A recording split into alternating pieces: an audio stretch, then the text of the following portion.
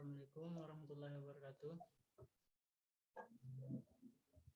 Ustaz Ahmad Alwi. Apakah suara saya kedengaran? Suaranya digedein lagi Ustaz, dibesarkan sedikit lagi. Ya Pak, Ana.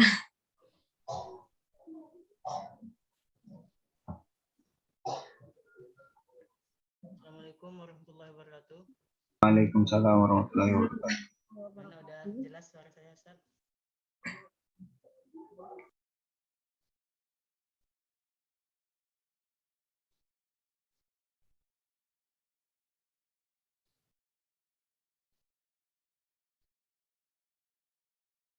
A'udzu billahi minasy syaithanir rajim.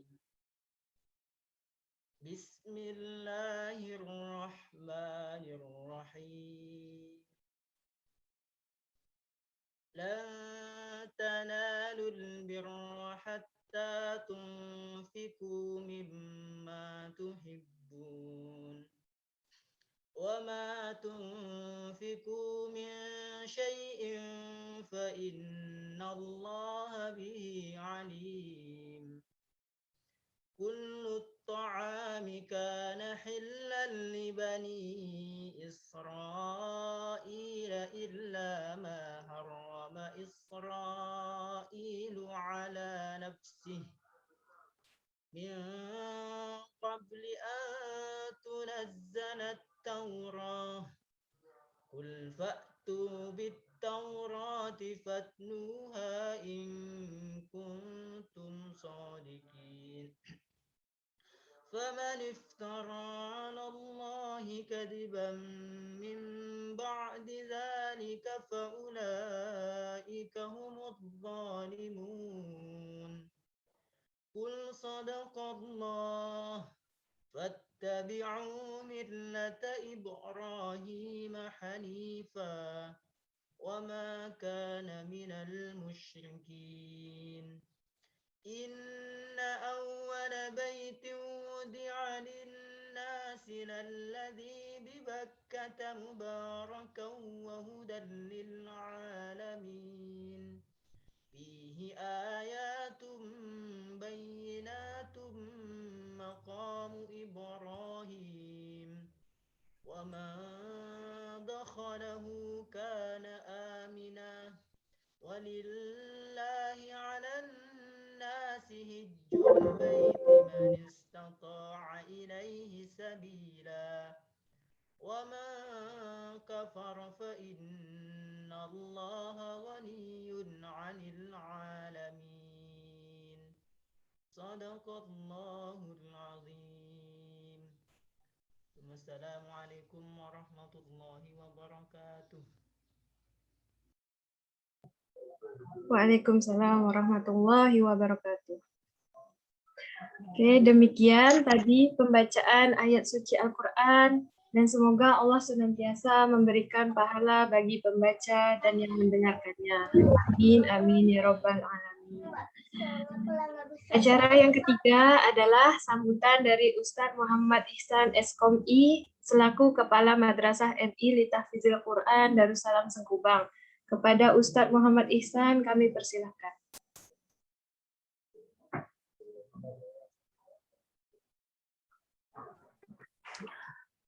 A'udzubillahi minasyaitonirrajim. Bismillahirrahmanirrahim. Assalamualaikum warahmatullahi wabarakatuh.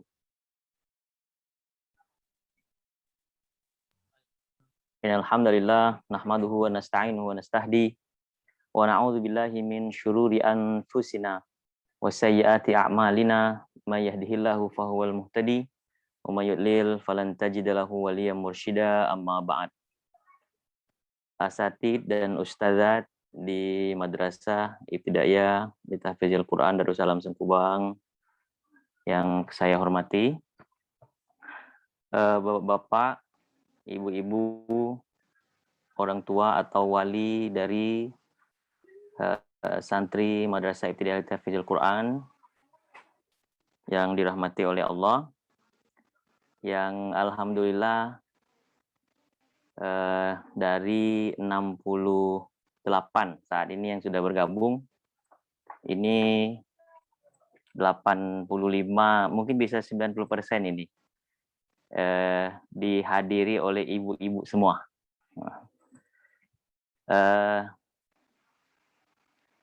Bersyukur kita kepada Allah, pada hari ini kita dapat bersilaturahim walaupun hanya lewat virtual atau online, karena memang kondisi saat ini belum memungkinkan kita untuk dapat bersilaturahim, bertatap muka secara langsung di pondok. Tapi sebagaimana yang tadi disampaikan oleh MC, mudah-mudahan tidak mengurangi daripada esensi dari informasi-informasi yang akan disampaikan ke depan. Salawat dan salam senantiasa kita haturkan kepada junjungan Nabi besar Muhammad SAW yang atas perjuangan beliau sampai hari ini nikmat Islam ini masih kita rasakan sampai saat ini, dan ini tentunya tidak lepas dari perjuangan dakwah yang beliau lakukan, dan mudah-mudahan nanti di akhirat kita akan mendapatkan syafaat daripada Nabi Muhammad SAW. Amin ya rabbal alamin. Sudah lama sekali ya Bapak Ibu kita tidak ketemu, karena biasanya setiap pembagian raport kami selalu mengundang Bapak Ibu untuk hadir di pondok. Nah, tapi sampai saat ini karena pandemi ini belum juga usai, ditambah lagi memang beberapa hari ini di pondok juga sedang mengalami banjir, sehingga memang menjadi halangan kita untuk bertatap muka secara langsung. Kalau tidak salah sudah 2 kali terima rapot, Bapak Ibu, rapotnya kami antarkan ke rumah dan ada juga yang mengambil. Jadi kurang lebih 1 tahun sudah kita tidak melakukan pertemuan daripada wali santri. Namun demikian tentunya kita tetap melakukan komunikasi, terutama Bapak Ibu semua kepada wali kelas masing-masing.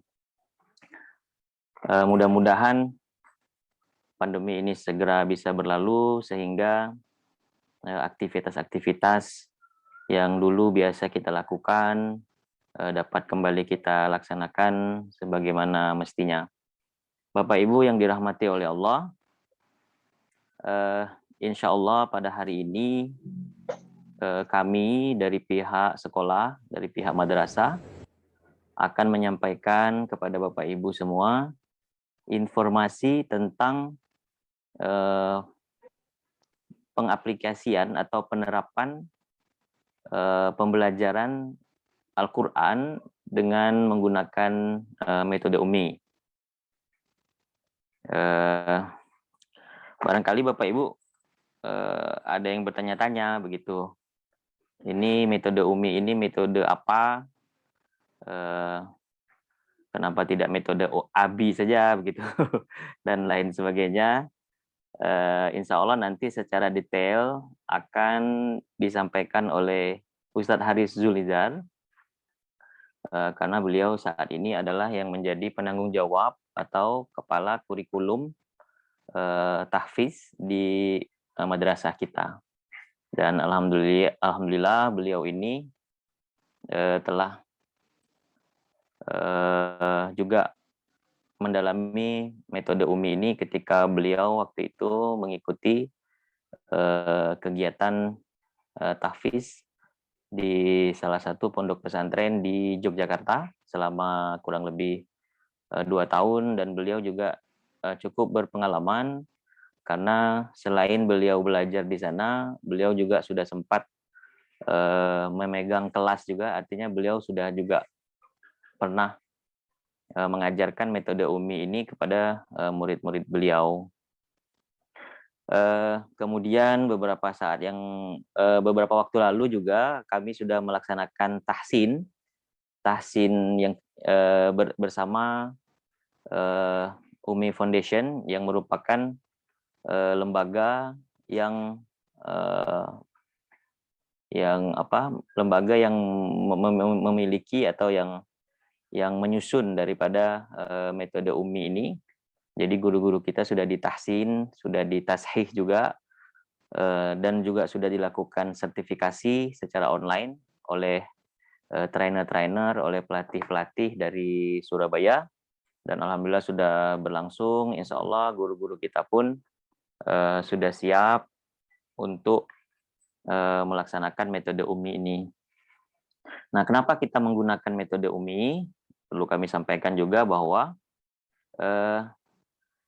sebetulnya proses paling pertama sebelum anak-anak itu melakukan kegiatan tahfiz atau kegiatan hafalan, maka harus melewati proses yang memang penting dilewati setiap siapapun yang ingin memulai untuk menghafal Al-Quran.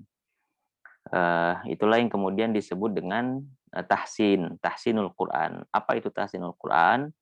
Tahsinul Quran itu adalah sebuah proses di mana seseorang yang akan menghafal Al-Quran harus terlebih dahulu menguasai atau memiliki kemampuan untuk membaca Al-Quran itu dengan baik dan benar.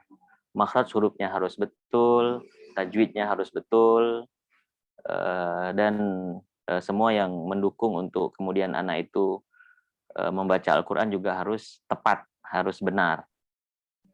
Nah, itulah kemudian dilakukan proses tahsin ini, dan merupakan salah satu proses yang juga penting untuk dilewati bagi siapa saja yang ingin melakukan kegiatan menghafal Al-Quran.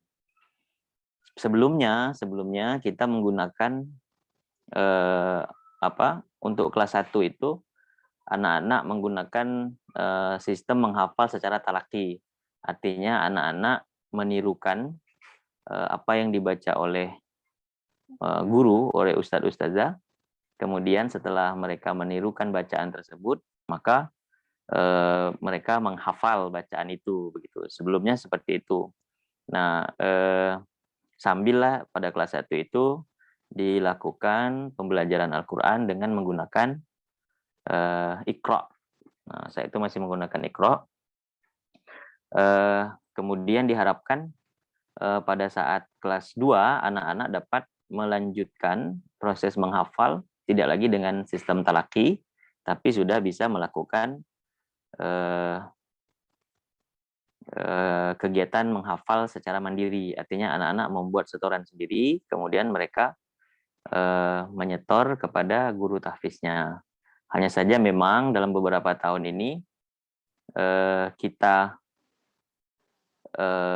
evaluasi, kita evaluasi lah intinya.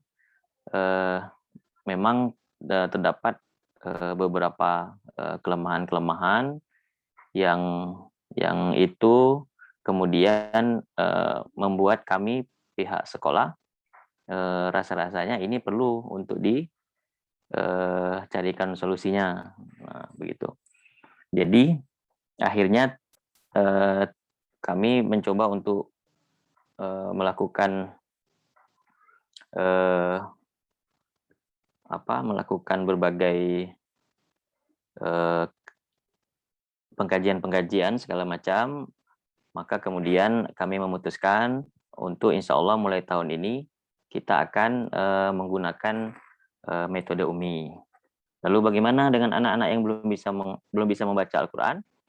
Anak-anak yang belum bisa membaca Al-Quran, insya Allah tetap akan dilakukan proses tahfiz secara talaki.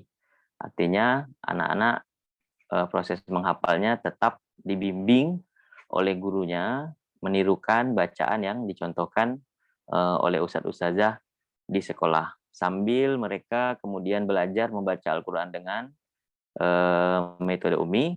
Kemudian setelah selesai pelaksanaan metode UMI, anak-anak diharapkan kemudian mampu secara mandiri untuk melakukan proses menghafal Al-Quran.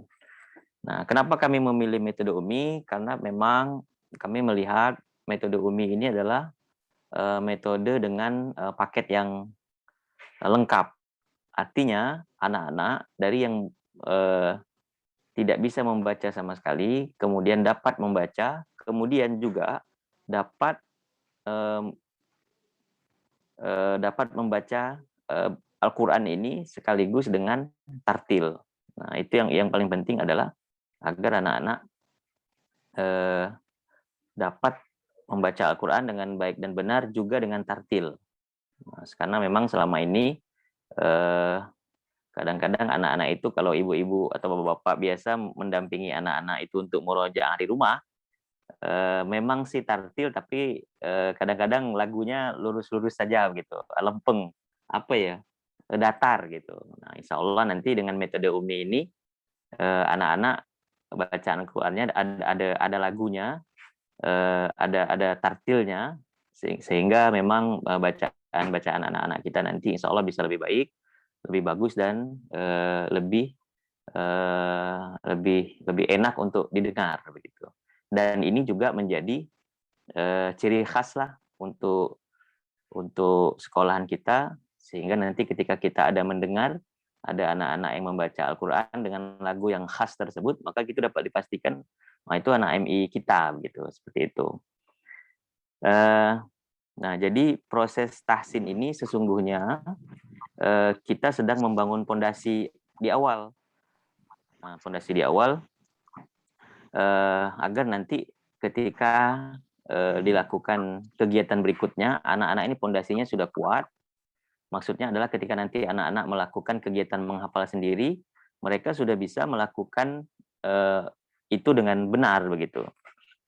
Karena selama ini ketika proses tahsin ini belum tuntas, biasanya nanti anak-anak ketika menghafal memang mereka bisa, tapi biasanya ada kesalahan-kesalahan di panjang pendeknya, di makhraj hurufnya, di hukum tajwidnya dan segala macam. Nah, sehingga ketika nanti kalau kita sudah menggunakan metode Ummi ini, anak-anak sudah bacaannya sudah baik, sudah benar, insya Allah mereka kemudian ketika melakukan atau dalam pelaksanaan menghafal secara mandiri, insya Allah anak-anak sudah menghafalnya dengan baik dan benar.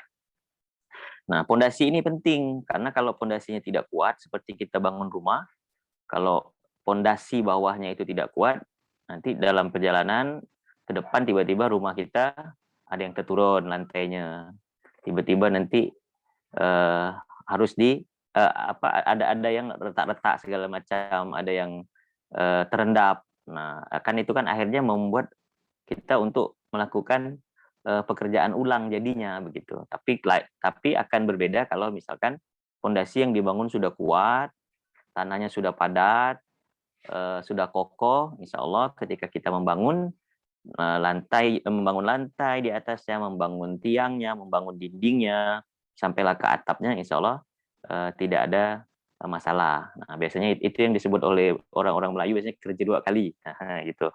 Udah kerja, nanti harus kerja lagi karena memang fondasinya tidak kuat. Nah, itu yang terjadi selama ini yang kita evaluasi. Ketika anak-anak sudah memiliki hafalan 2 juz, 3 juz, ternyata begitu kita adakan tasmi oleh guru-guru, oleh ustadz-ustadzah, begitu mereka ditasmi, ternyata memang ada panjang pendek yang tidak diperhatikan, ada tajwid yang masih tidak tepat dan segala macam. Itu kenapa memang kita perlu untuk melakukan tahsin terlebih dahulu supaya fondasi anak-anak untuk menghafal Al-Quran itu bisa lebih kuat dan bagus, sehingga proses menghafal nanti mereka bisa melakukan dengan baik dan benar begitu. Insya Allah pelaksanaan metode Umi ini akan selesai untuk anak-anak itu dalam 1 sampai 2 tahun. Jadi barangkali ke depan Bapak Ibu, kalau misalkan anak-anak kita ini agak terhambat target hafalannya, saya mohon kepada Bapak Ibu untuk dapat memaklumi, karena memang anak-anak kita dalam beberapa waktu ke depan itu sedang kita fokuskan untuk memperbaiki tahsinul Qur'annya terlebih dahulu. Kita bangun dulu fondasi yang kuat. Kalau misalkan pada semester sebelumnya barangkali ada anak Bapak Ibu yang dia sudah selesai menghafal 1 atau 2 juz. Nah, barangkali untuk tahun ini, untuk semester ini mungkin akan agak terlambat, tapi insya Allah nanti ketika fondasi bacaan Al-Quran anak-anak ini sudah kuat, sudah bagus, insya Allah pun barangkali juga bisa lebih cepat. Jadi kami mohon dimaklumi dalam beberapa semester ke depan barangkali anak-anak kita akan fokuskan untuk tahsinul Quran terlebih dahulu, dan ketika nanti proses pembelajaran metode ummi ini sudah selesai, insya Allah kita akan lanjutkan lagi dengan hafalannya. Nah, adapun untuk anak-anak yang sudah terlanjur menghafal beberapa juz, yang sudah mencapai beberapa juz, insya Allah nanti di dalam jadwal pelajaran tetap akan kita buatkan jadwal untuk tahfiznya. Jadi nanti disitulah anak-anak akan memurajaah hafalan-hafalan yang sudah mereka lakukan di sekolah. Di jadwal yang nanti akan kita buatkan itu dalam 1 hari ada 1 jam.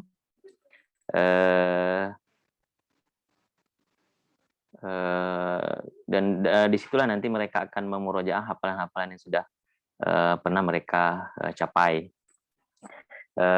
Kemudian untuk pelaksanaan metode ummi ini dalam 1 hari itu anak-anak akan belajar metode ummi selama 60 menit, 1 jam di pagi hari.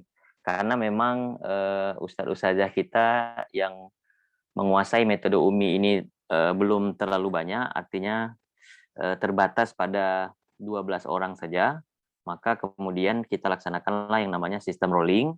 Jadi dalam 1 hari itu salah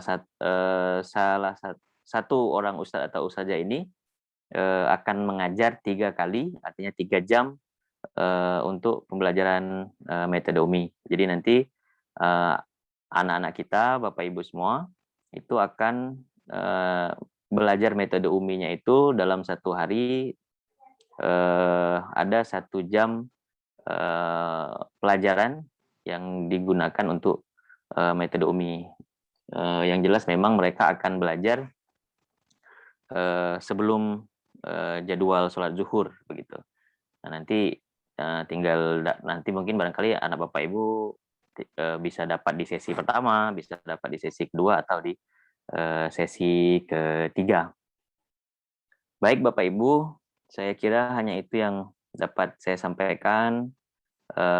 Insya Allah nanti secara detail seperti apa metode ummi ini akan disampaikan oleh Ustadz Haris Zulnizar, dan kami juga mohon bantuan kepada Bapak Ibu semua untuk juga ikut serta bersama-sama mendampingi putra-putri anak-anak kita semua ketika di rumah.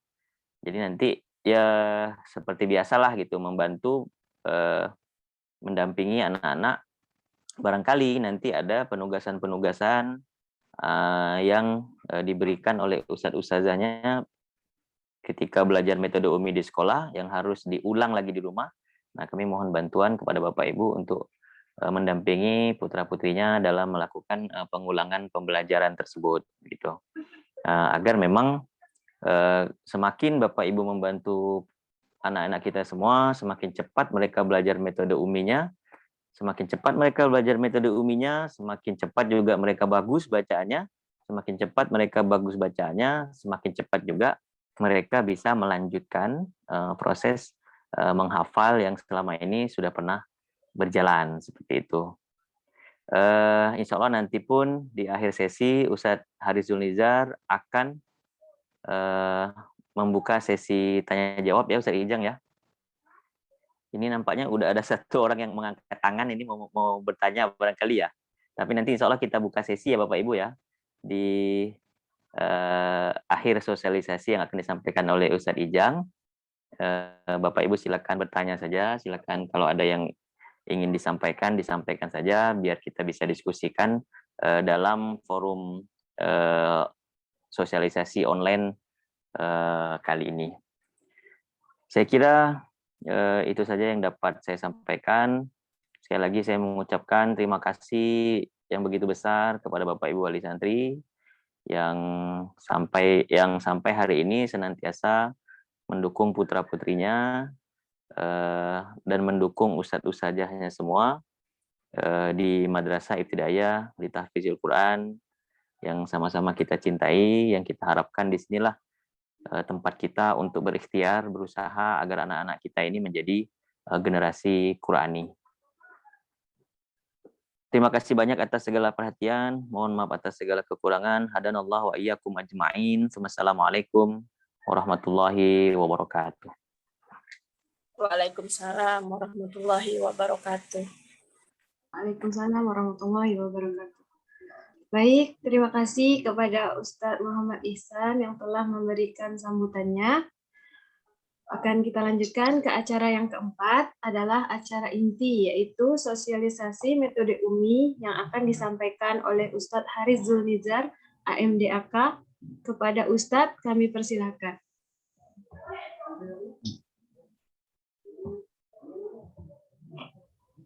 Assalamualaikum warahmatullahi wabarakatuh. Suara saya kedengaran ya? Insyaallah kedengaran, Ustaz. Alhamdulillah. Alhamdulillahirabbil alamin. Nahmaduhu wa nasta'inuhu wa nastaghfiruh. Wa na'udzu billahi min syururi anfusina wa min sayyiati a'malina. May yahdihillahu fala mudilla lahu wa may yudlil fala hadiyalah. Asyhadu an la ilaha illallah wa asyhadu anna Muhammadan abduhu wa rasuluh. La nabiyya wa la rasula ba'da. Amma ba'du. Alhamdulillahirabbil alamin.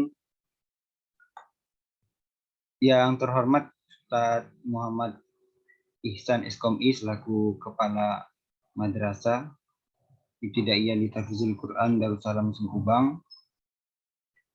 Yang kami hormati jajaran guru, ustadz dan ustazah di MI li Tahfizul Quran Darussalam Subang, Bapak, Ibu tokoh masyarakat, tokoh agama yang mungkin tidak saya bisa sebutkan satu persatu, dan juga kepada Bapak Ibu wali santri yang semoga Allah berikan rahmatnya, Allah turunkan keberkahan dalam hidupnya, yang telah berkesempatan untuk hadir pada acara sosialisasi pagi hari ini. Alhamdulillahirabbil alamin. Puji syukur kepada Allah Subhanahu wa taala kita ucapkan sampai pada hari ini kita diberikan nikmat sehat, nikmat Islam, nikmat iman, dan juga pagi hari ini cerah. Setelah beberapa hari kemarin diguyur hujan ya, walaupun sebenarnya hujan juga ada rahmat.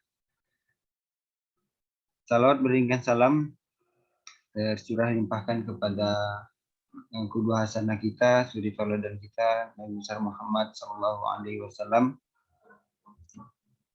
beserta keluarga beliau, serta sahabat-sahabat beliau yang istiqomah hingga yaumil qiyamah untuk memperjuangkan dakwah Islam, memperjuangkan dakwah Quran.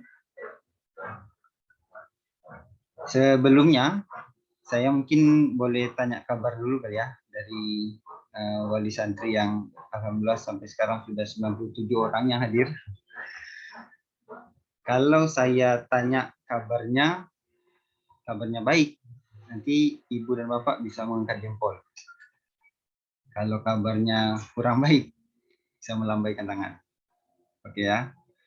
Oke, coba bagaimana kabarnya Bapak-bapak pada atau Ibu-ibu pada pagi hari ini? Alhamdulillah ya. Alhamdulillah banyak yang sehat kayaknya ya. Kebanjiran enggak nih? Ini lagi ramai yang kebanjiran kayaknya ya. Semoga yang kebanjiran diberikan solusi, diberikan jalan keluar sama Allah Subhanahu wa taala. Disurutkan airnya ya. Sambil banjir juga, ini lagi banjir air tapi juga ada banjir buah-buahan ya. Alhamdulillah. Tidak semuanya musibah tapi ada juga rahmat kok. Ada banjir durian, banjir rambutan masih masih banjir langsat, masih 5 ribuan ya. Iya. Alhamdulillah, jadi kita adakan untuk acara sosialisasi ini 2 kali. Jika kemudian nanti Bapak Ibu tidak bisa hadir pada hari ini, nanti kita akan adakan lagi di hari Sabtu, ya seperti itu. Dan ini juga kita rekam acara acara sosialisasi ini kita rekam dan nanti insya Allah akan kita share di YouTube-nya MI Litafizul Quran. Nah, jadi nanti bagi Bapak Ibu yang mungkin ingin melihat lagi, mengulang lagi, yang bisa dibuka nanti di YouTube seperti itu. Baik, untuk acara selanjutnya saya mulai untuk sosialisasi terkait dengan penerapan metode UMI di MI Litafizul Quran Darussalam Cikubang.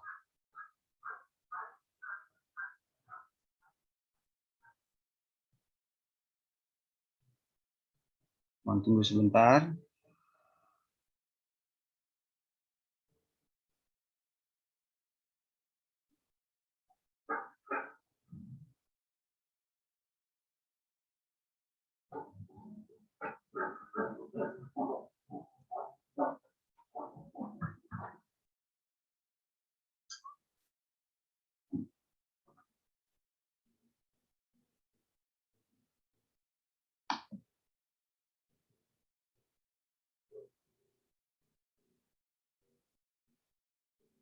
Ini presentasi saya kelihatan tidak ya?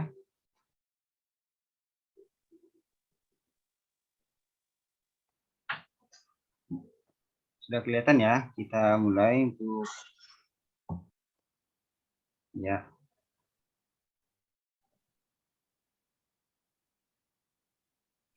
Nah, kita semua belum ya? Bentar.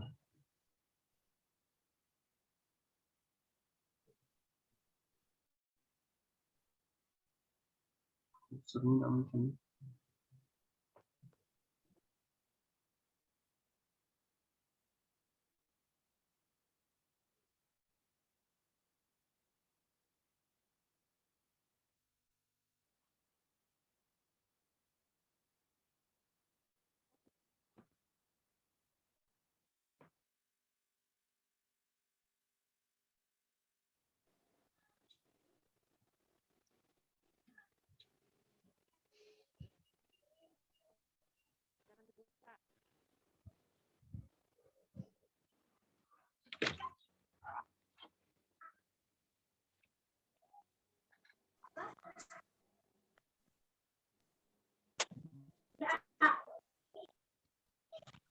Ya, sudah kelihatan ya? Kita mulai. Jadi nanti ini penerapan terkait dengan penerapan metode UMI di MI Litafizul Quran. Pertama-tama ini saya coba sampaikan terkait dengan kondisi atau kurikulum pelajaran tahfiz pada tahun-tahun sebelumnya. Udah mau gerak ya? Bentar.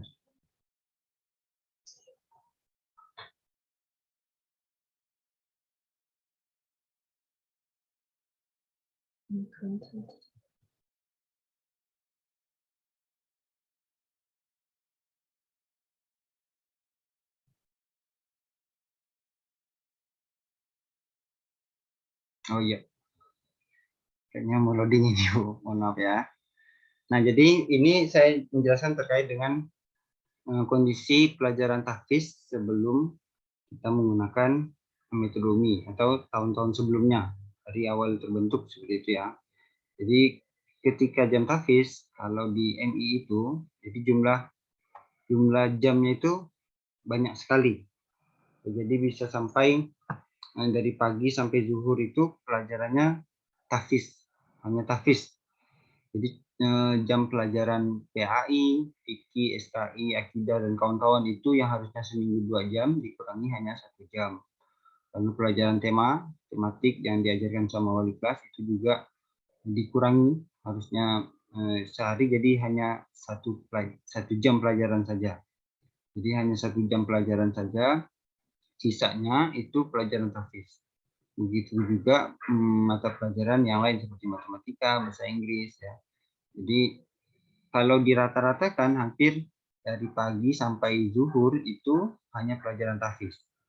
Nah, jadi kenapa bisa sampai sebanyak itu? Karena wali kelas itu juga mengajarkan pelajaran tahfiz. Jadi ketika pelajaran tahfiz itu wali kelas juga mengajar tahfiz.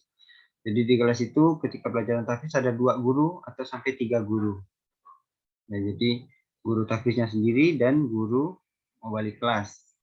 Jadi dibagi 2 atau misalnya ada 3 kelompok, ada 3 guru berarti dibagi 3 kelompok. Nah, ini kondisi tahun lalu. Lalu porsi belajar santri tahun lalu itu lebih banyak untuk menambah hafalan daripada memperbaiki atau tahsin bacaan. Nah, jadi ketika nanti mereka menyetorkan hafalan, misalnya pagi-paginya itu murojaah dulu bersama-sama, lalu setelah itu menambah hafalan masing-masing setoran. Karena kondisi anak-anak ini ketika setoran itu privat, maksudnya datang satu orang menghadap ke guru, jadi gurunya akan fokus pada anak yang setoran. Anak-anak yang lain ini kebanyakan karena tidak diperhatikan sama guru, mereka jadi main, ada yang main seperti itu ya, ada yang lari-lari. Jadi kurang kondusif kondisi pelajaran tahfiz seperti itu. Dan kita terlalu banyak menambah hafalan, sedangkan kualitas bacaan anak itu sangat kurang. Jadi ketika mereka di sekolah menghafal, ketika sudah pulang di rumah, mereka akan bingung untuk mengulang hafalannya karena tidak bisa melihat atau membaca Al-Quran yang tadi dihafal. Harus dicontohkan sama guru. Nah, tidak semua wali santri, ya saya juga mengerti karena beberapa wali santri tidak semuanya seperti itu ya, bisa mendampingi anaknya untuk melakukan murojaah di rumah. Nah, jadi hafalan mungkin banyak, tapi kualitas bacaannya sangat kurang. Dan kalau misalnya diikutkan di lomba seperti MTQ misalnya, maka itu khawatir dan rawan sekali kesalahannya banyak sekali karena panjang pendek dan macam-macam seperti itu ya. Selanjutnya belajar tahfiz tahun lalu itu di kelas. Jadi seperti tadi di kelas itu bisa ada 2 guru atau mungkin sampai 3 guru. Nah, yang seperti saya tahun lalu itu mengajar di kelas 6 bersama Ustadz Ardi Nurdiansyah sebagai wali kelas. Saya yang guru tahfiz memegang anak di kelas 6 tahun lalu itu sekitar 24 kalau masuk semuanya. Jadi dibagi 12 orang, satu guru memegang 12 anak untuk diajarkan tahfiz. Dengan kualitas bacaan yang berbeda-beda, ada yang lancar, ada yang kurang lancar. Nah, ketika kita menerima setoran yang lancar, itu alhamdulillah waktunya tidak terlalu lama. Tapi ketika kita menerima setoran yang kurang lancar, itu kan kita harus fokus membenarkan bacaan kena. Sedangkan anak-anak yang tidak menyetorkan, yang di belakang, itu kebanyakan karena tidak diperhatikan sama guru, jadi mereka bisa bermain, bisa ngobrol, cerita, macam ya, bisa cerita game dan lain-lain seperti itu.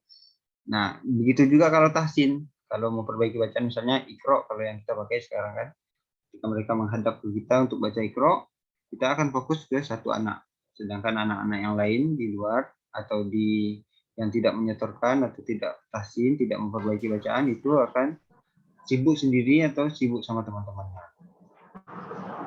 Nah, setelah itu juga standar bacaan guru berbeda-beda.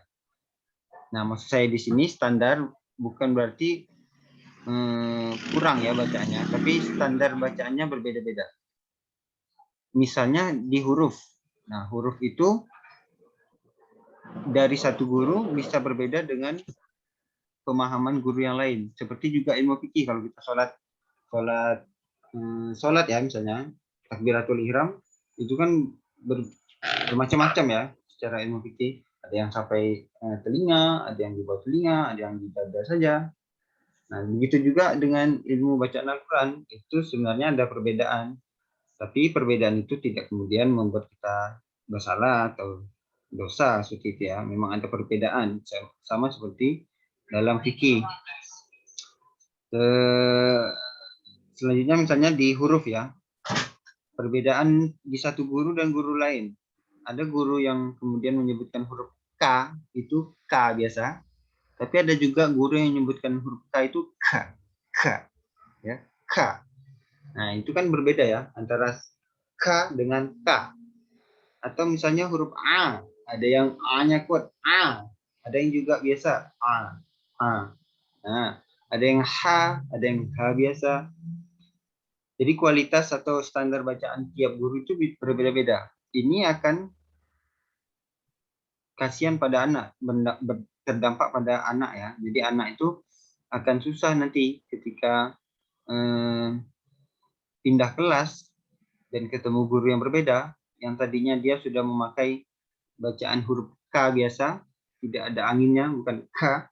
Nah, ketika pindah ke kelas atau naik kelas, ketemu guru yang mengucapkan huruf K itu harus pakai angin, K. Nah, itu kan jadi bingung nanti anaknya. Begitu juga dengan dengung. Misalnya ada yang membaca mintah tiha. Ada juga guru atau ustazah yang membaca mintah tiha. Jadi perbedaannya dua. Bisa mintah tiha, bisa juga mintah tiha.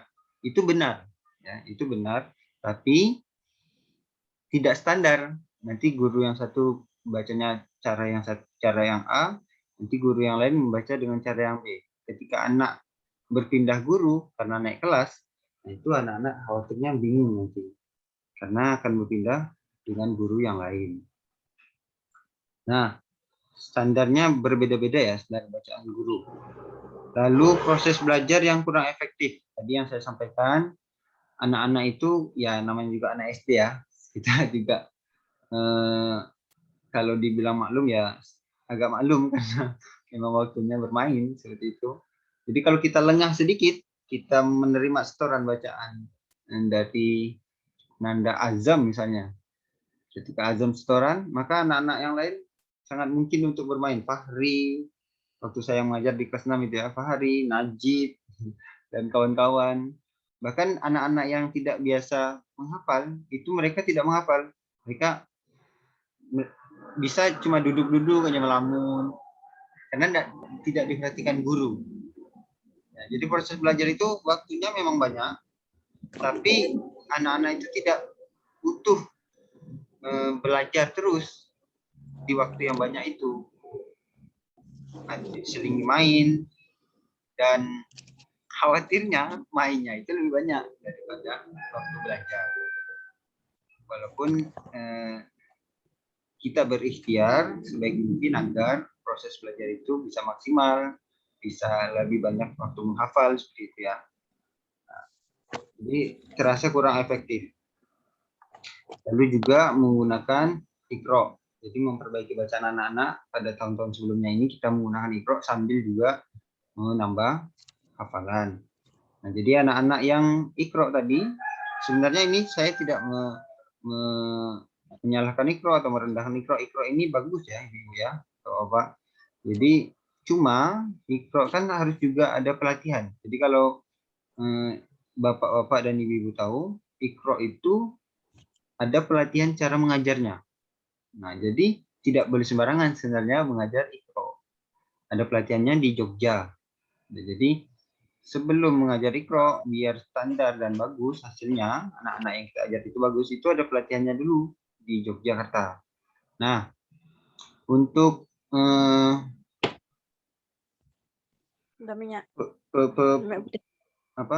penggunaan Iqra ini itu kan karena berbeda-beda, harusnya kita ikut belajar dulu di Jogja, tapi kan karena terkendala sesuatu dan lain hal kita tidak bisa belajar di Jogja misalnya seperti itu.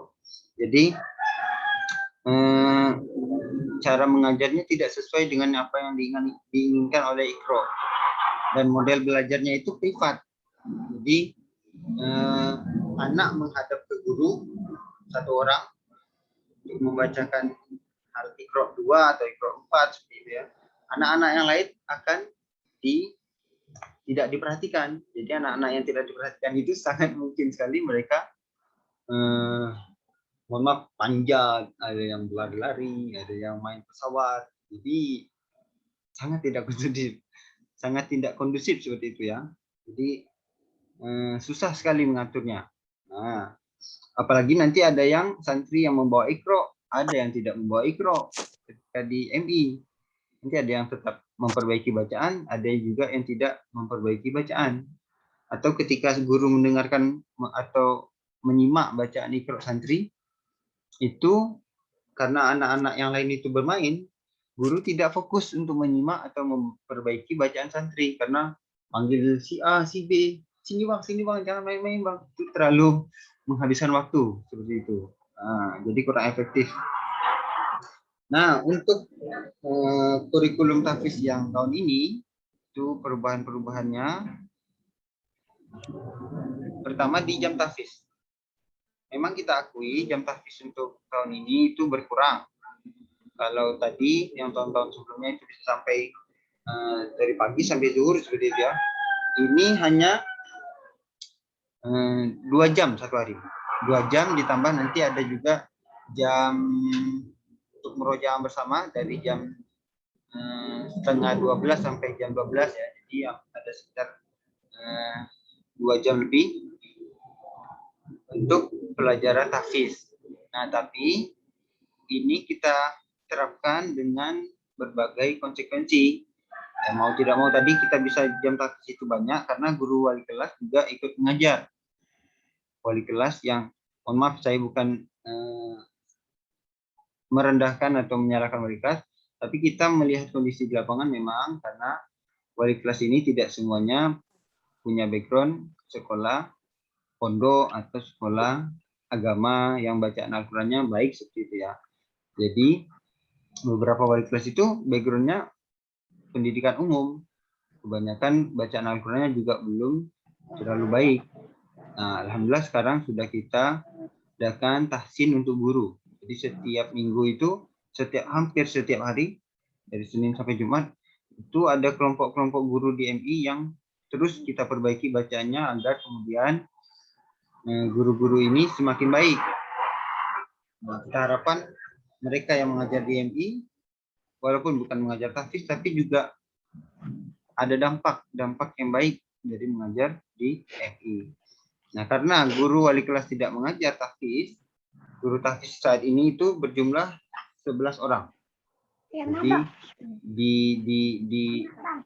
diseleksi seperti itu ya, diseleksi hanya 11 orang yang boleh mengajar tahfiz. Jadi dengan 11 orang guru tahfiz sedikit ini dibandingkan dengan kelas MI sekarang itu ada 11 kelas. Jadi jumlah guru tidak memungkinkan untuk masuk di satu kelas satu guru tahfiz. Maka kita kita carikan solusinya dengan membuat sesi-sesi tadi, sesi 1, sesi 2, dan sesi 3. Jadi nanti berurutan, sesi 1 itu 1 dan 2, sesi 2 itu kelas 3 dan 4, sesi 3 itu kelas 5 dan 6, seperti itu. Jadi jam tahfiznya sedikit, saya akui dan kami akui. Namun nanti di proses belajarnya ini akan sangat mendahulukan perbaikan bacaan, ya, akan mendahulukan tahsin dulu. Jadi porsinya sambil ditahsin bacaan anak-anak ini agar lebih pas, lebih baik bacaannya, agar kualitas bacaan anak-anak ini kalau bisa sama dengan bacaan gurunya. Ketika menyebutkan huruf za, nah sama dengan kualitas bacaan gurunya. Ketika menyebutkan huruf a, ya, menyebutkan huruf a itu harus ditekan seperti itu. Karena bahasa Arab ini kalau tidak sama pengucapan hurufnya, dia akan berubah arti. Oh, itu bahaya sekali ya. Misalnya alhamdulillahirabbil alamin. Alamin itu artinya alam, seluruh alam. Tapi kalau alamin itu kita baca a, itu akan berubah arti menjadi sakit. Nah, itu kan jauh sekali ya dari alam semesta alam berubah menjadi sakit. Wah, azabun alim itu kan azab yang menyakitkan. Maka kalau bisa kita usahakan santri ini mempunyai kualitas bacaan yang baik sehingga nanti betul kata tadi kata Ustaz Ihsan ya, Ustaz Ihsan menyampaikan perlu fondasi yang baik agar nanti anak-anak mempunyai hafalan yang lebih kuat dan melekat karena bacaannya baik seperti itu. Tapi kami juga tidak melupakan untuk menambah hafalan. Jadi nanti di proses belajar ini di proses belajar Umi itu juga ada menambah hafalan seperti itu ya. Selanjutnya belajar tahfiz ini juga sudah pakai kelompok-kelompok. Di kemarin hari Kamis yang 2 atau 3 minggu yang lalu itu mungkin Bapak Ibu juga sudah tahu bahwa ada tes yang dilakukan oleh guru-guru kami, guru-guru kita yang di Surabaya. Yaitu mengetes bacaan anak-anak yang kemudian nanti dikelompokkan. Anak-anak yang lancar itu dikelompokkan sama anak lancar, yang lancarnya kurang sedikit dikelompokkan, makin berkurang nanti anak-anak yang perlu perbaikan lebih banyak itu akan digabung satu kelompok biar terus diperbaiki. Yang anak-anak lancar itu akan digenjot terus biar dia semakin cepat selesai Al-Quran agar nanti bisa menghafal mandiri seperti itu. Nah, jadi pembagian kelompoknya sudah dites dan pembagian kelompoknya sudah. Jadi kalau ibu-ibu sekarang melihat anak-anak belajar itu, saya belajarnya sama anak kelas 4.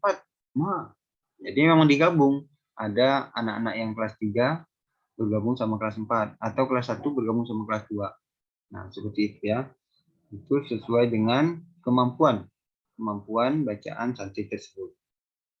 Selanjutnya, nah ini tadi yang standar bacaan guru itu sudah disamakan semua.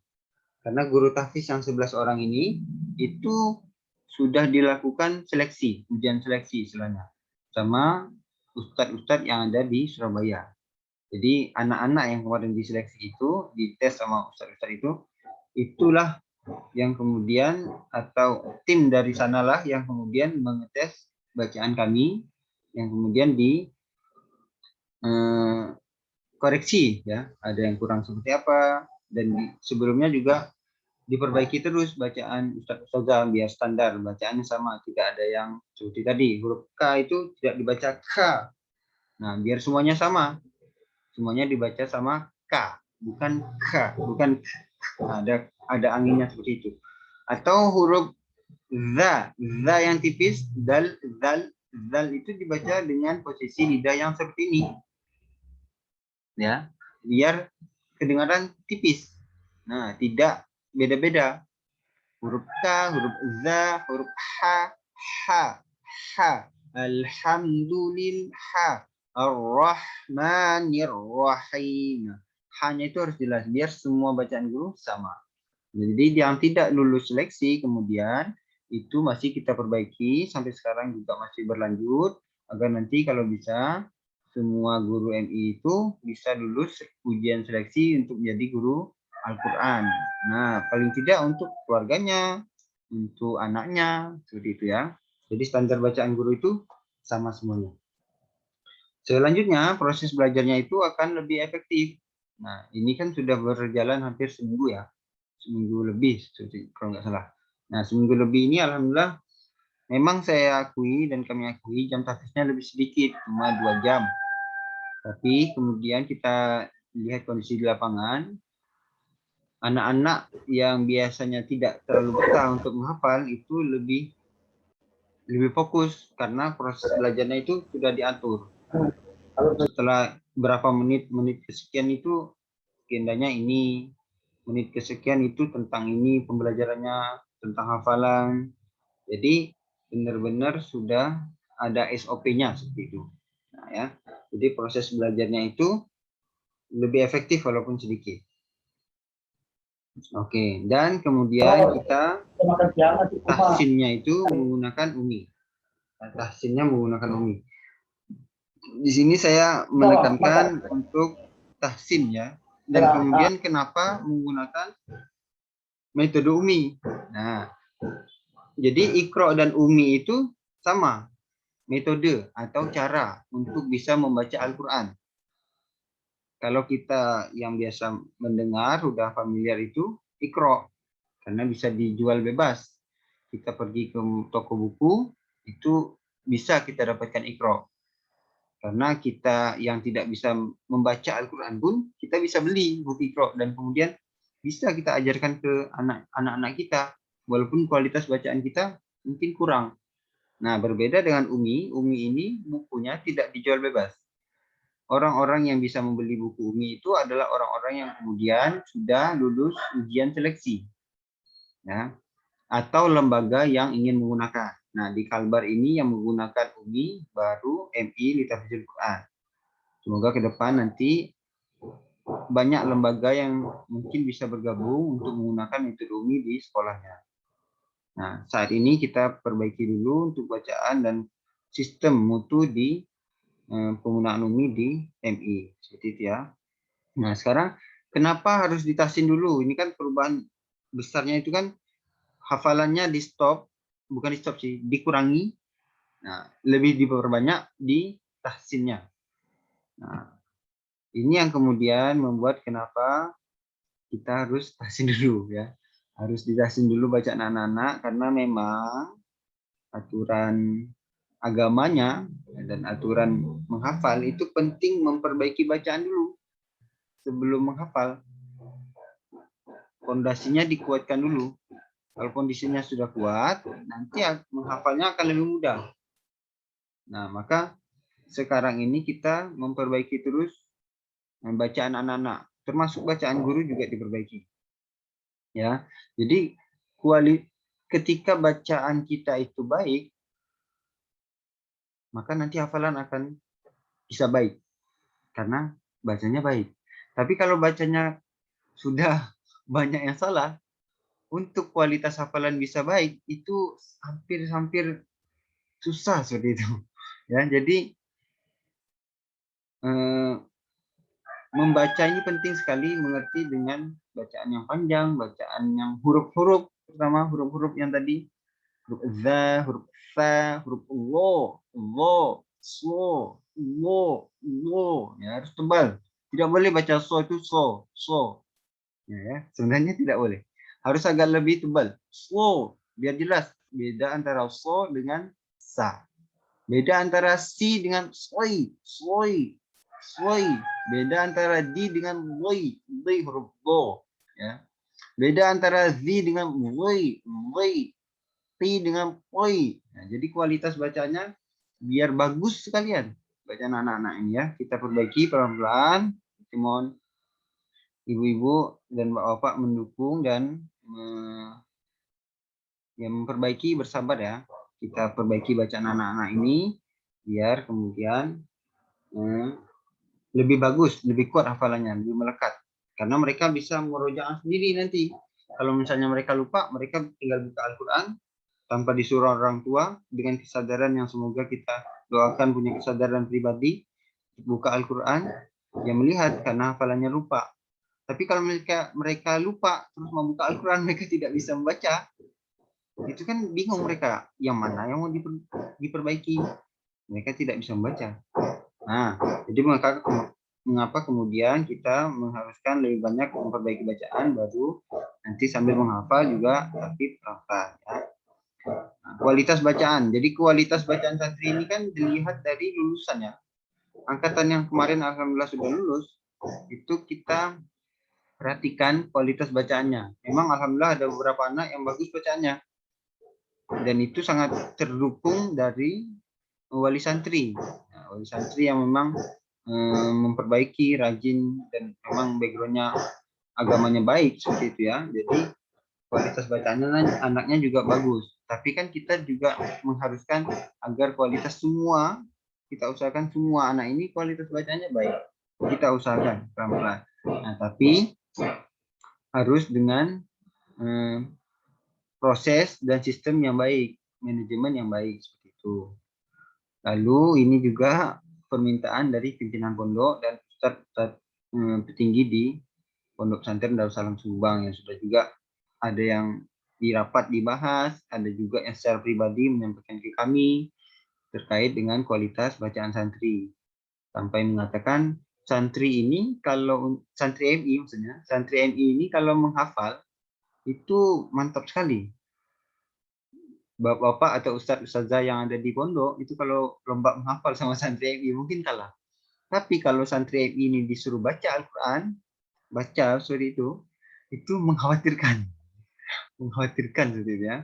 Jadi karena panjang pendeknya diterabas, panjang pendek, yang dengung tidak ada dengung, huruf-hurufnya tidak entah kemana seperti itu ya. Nah jadi tadi saya sampaikan juga kalau misalnya anak-anak ini yang secara umum ya, memang ada beberapa anak yang kualitas bacanya bagus bacanya. Kemarin yang ujian waktu dites sama Ustadz yang Surabaya, ada beberapa anak yang emang langsung tinggi nilainya.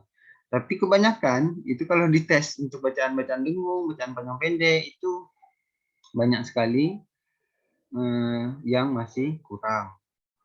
Belum standar atau belum stabil panjang pendeknya. Jadi ini kenapa kemudian kita harus tahsin terlebih dahulu, memperbaiki bacaan terlebih dahulu.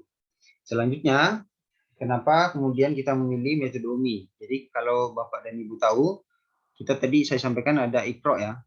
Ada Iqra itu juga termasuk metode. Nah, yang kita pakai di sekolah kita UMI.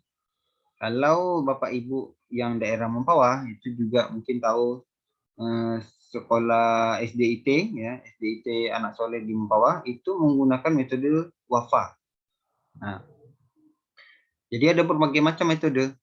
Ada tabarok, ada tilawati, ada kiroati. Nah, tapi kemudian kita memilih menggunakan metode UMI. Di Kalbar ini belum ada yang menggunakan metode UMI selain MI kita. Nah, kenapa kemudian kita memilih MI? Karena ada SDM, ada ustadz atau ustazah yang paham dengan metode UMI. Ya, alhamdulillah saya juga diberikan kesempatan oleh MI, diberikan kesempatan oleh Ustadz Ihsan, Ustadz Herdiansyah untuk belajar di Yogyakarta selama 2 tahun kemarin, selama setahun ya, untuk belajar metode UMI, mendalami. Setelah berkonsultasi juga dengan Ustadz Ihsan memberikan itu, jadi saya belajar di sana untuk mendalami agar nanti kemudian memperbaiki sistem yang ada di MI. Karena kalau UMI ini juga alhamdulillah sudah dipakai di banyak sekolah, kalau di Jawa ya, di Jogja, selain di Jawa juga ada, di Sulawesi ada juga, di Kaltim itu juga ada, di Kalsel itu juga ada. Nah, jadi bukan hanya di Jawa. Nah, kenapa kemudian di metode UMI? Karena alhamdulillahnya kita sudah praktek langsung di sana di Jogja. Itu kan jadi langsung ngerti gitu, langsung ketemu sama guru-gurunya, enak, langsung kalau bingung langsung ditanya gitu kan. Jadi nggak mendapatkan materi, mohon maaf kalau materi dari online ini karena pandemi sekarang ya, ini kan susah ya, atau misalnya gurunya datang hanya beberapa kali, hanya seminggu seperti itu kan khawatir ilmunya tidak terserap banyak. Nah, jadi kami yang sudah belajar di sana alhamdulillah kita coba terapkan, walaupun memang masih ada kekurangan-kekurangan, insya Allah kita akan perbaiki terus dengan berkonsultasi dengan guru-guru kami yang ada di sana. Selanjutnya, metode UMI ini memiliki sistem yang baik insya Allah. Ya Ibu ya, jadi sistem ini bisa dilihat dari guru. Nah, guru tadi saya sampaikan, guru tahfiz sekarang di MI itu ada 11. Hanya 11 orang yang kemudian itu pun yang sudah lulus seleksi. Kemarin itu ada beberapa guru yang tidak lulus seleksi. Nah, jadi guru-guru yang lulus seleksi ini punya kualitas bacaan yang baik. Dengan kualitas bacaan yang baik ini, kemudian kita harapkan menghasilkan anak-anak yang kualitas bacaannya juga baik. Jadi sistemnya baik, guru-gurunya diseleksi, tidak sembarangan guru boleh ngajar. Ya. Kemudian dia punya pelatihan. Nah, guru-guru yang sudah selesai di diuji seleksi, selesai ujian seleksi, ya udah lulus, bacaannya dianggap baik, maka diikutkan pelatihan. Cara mengajarnya diajarkan. Itu kemarin sudah kita ikuti selama 4 hari dan sudah kami share juga kegiatannya di Instagram MI Litafizul Quran, dan juga sistem UMI itu ada kontrol dari UMI Foundation, UMI Pusat di Surabaya. Ya, jadi seperti kemarin tes itu kan juga termasuk kontrol ya dari pusat sana untuk melihat kondisi anak-anak di sini. Jadi nanti kita akan berkoordinasi terus terkait dengan kualitas pendidikan pengajaran Al-Quran di sini. Nah, guru sudah memiliki standar bacaan yang baik dan sama. Jadi anak-anak, guru-guru itu ditashih istilahnya. Jadi dipastikan bacaannya baik. Nanti yang tidak lulus tashih belajar lagi. Jadi ada beberapa guru kemarin itu tidak lulus tashih.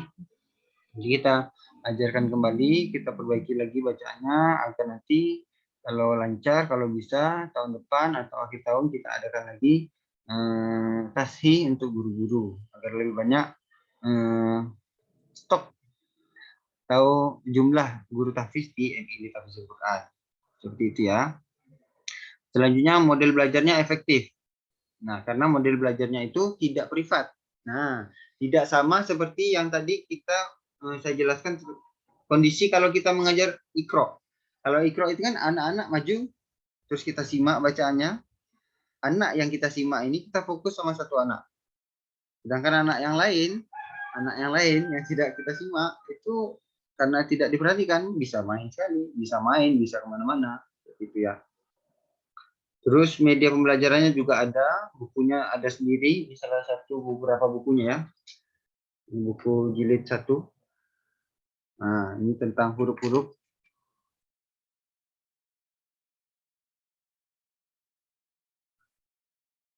Atau ini juga ada buku jilid 5. Ada beberapa bukunya sudah kita pesan dalam pengiriman. Ada juga peraga, ada juga meja, jadi media pembelajarannya ada. Terus pengawalan secara rutin dari guru, gurunya rutin setiap hari akan mengajar. Dan wali santri kami mohon dengan sangat wali santri dapat mendukung ya. Lalu juga dari UMI Foundation, UMI Pusat, seperti itu. Nah, proses belajar UMI ini dia sama kayak Iqra. Iqra itu kan ada 6 ya, ada 6. Tapi kan digabung dalam satu buku, Iqra. Kalau UMI itu dijadikan satu-satu. Jadi jilid 1, nanti ada lagi jilid 2, warnanya beda. Jilid 3 lain lagi, jilid 4 lain lagi, jilid 5 yang ini. Nah, beda lagi warnanya kan. Ada lagi jilid 6. Ya, jadi kalau jilid 1 itu memperkenalkan atau mengajarkan kepada anak huruf A sampai Ya yang berharokat fathah. Jilid 2 itu mengajarkan huruf sambung dan harokat selain fathah. Ya, harokat kasroh, bacaan I, bacaan U, harokat doma atau yang tanwin ya, an, in, un. Seperti itu. Jilid 3 itu bacaan panjang. Nah, biar bacaan panjangnya ini standar. Tidak kepanjangan, tidak juga kurang panjang ya. Ja'ala, ya, tidak dibaca ja'ala, itu kan kepanjangan ja-nya. Harusnya cuma satu ayunan. Fa'ala, tidak dibaca fa'ala, itu kurang panjang. Nah, harus biar sama dengan kualitas bacaan gurunya. Ya, kita usahakan bacaannya panjang. Terus juga ada huruf sukun. Huruf lam sukun sampai semua huruf sukun ya. Lam sukun misalnya, jadi bacaan anak-anak itu bukan alham, tapi itu kan alhamdulillah, alham, jadi bukan alham, jadi kayak seperti terpisah seperti itu.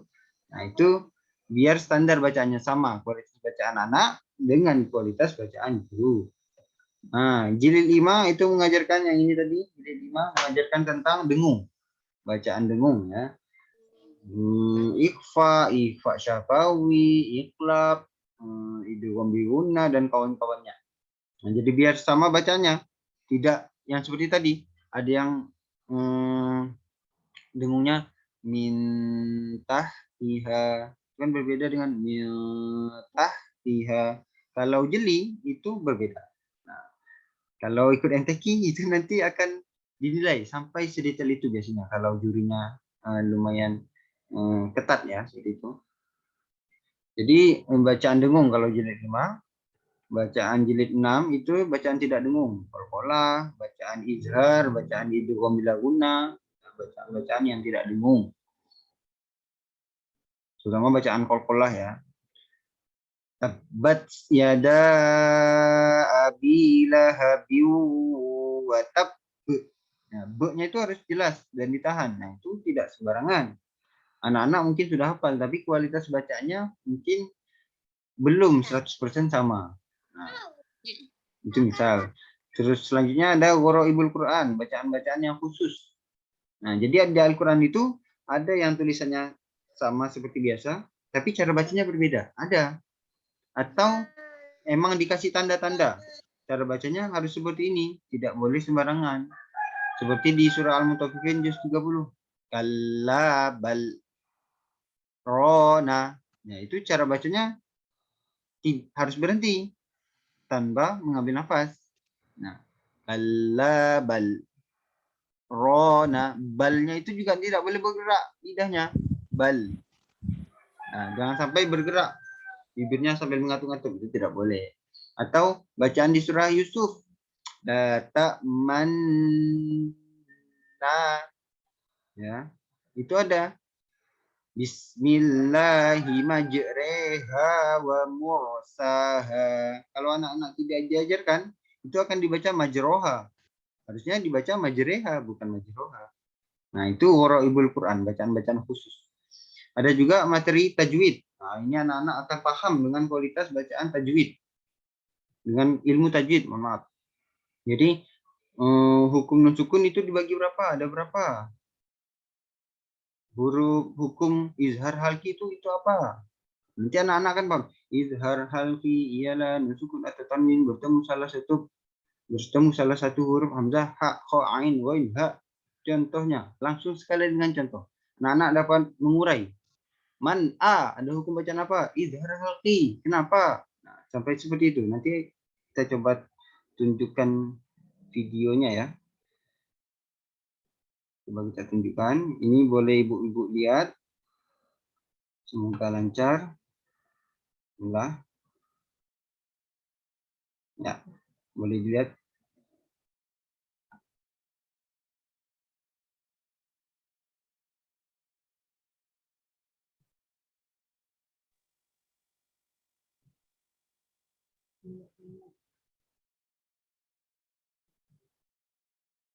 Jadi ini nanti kondisinya atau kita harapkan anak-anak kita itu bisa seperti ini.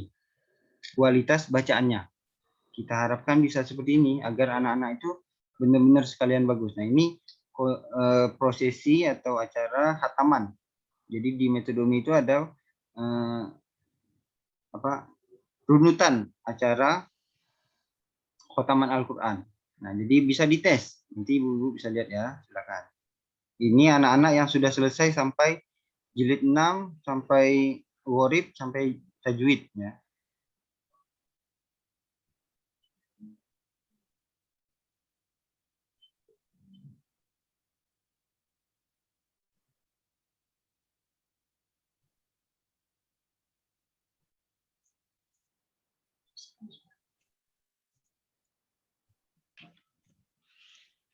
Ustaz Ijang tidak ada suaranya videonya Ustaz.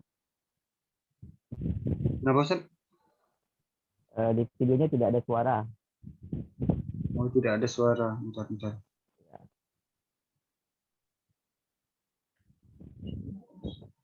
Apa?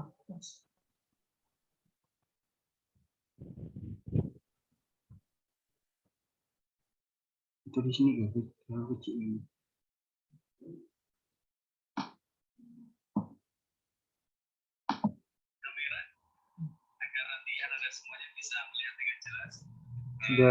Sudah kedengaran ya, Ustaz ya?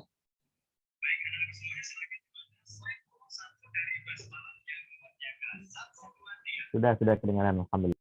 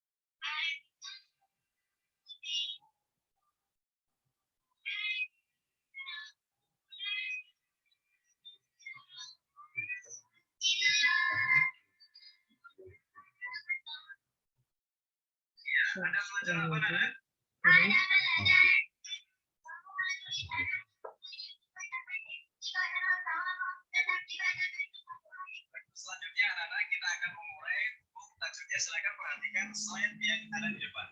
Ada baca apa? Kenapa?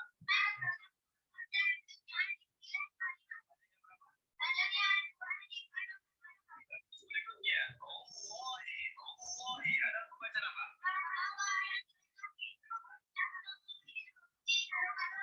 Allah dibagi berapa? Sebutkan. Bagus. Selanjutnya, sub ada pembacaan apa? Kenapa?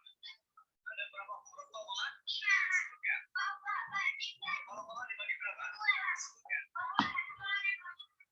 Selanjutnya perhatikan ini. Pembacaan apa? Ada berapa hurufnya? Maaf, Ustaz Ijang.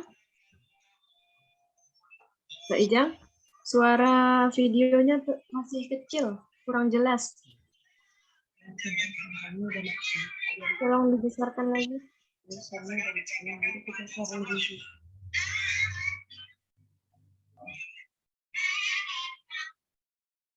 Ini gimana?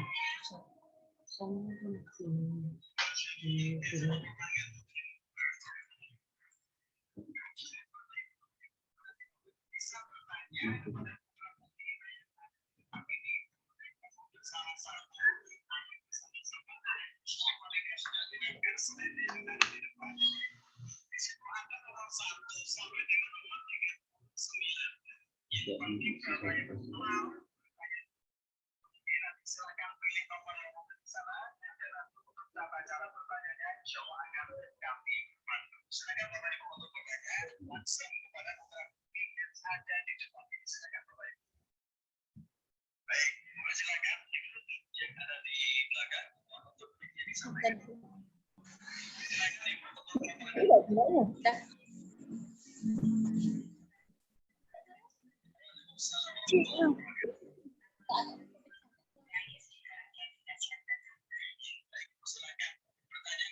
Salah satu atau bersama-sama. Nomor 2. Baik, Ananda nomor 2, silakan berdiri Ananda. Ya, Ananda silakan juga memperkenalkan diri terlebih dahulu.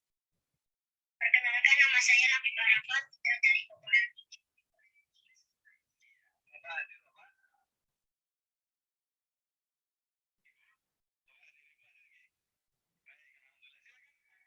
Tanya kepada Ananda, panggilannya Labib. Baik, silakan Ibu. Yang di sana aja. Silakan. Nomor 12. Nomor 12. Baik, silakan bukakan slide nomor 12. Baik. Ananda Labib, silakan dibacakan slide nomor 12. 1, 2, 3. Nahnu naqussu 'alaika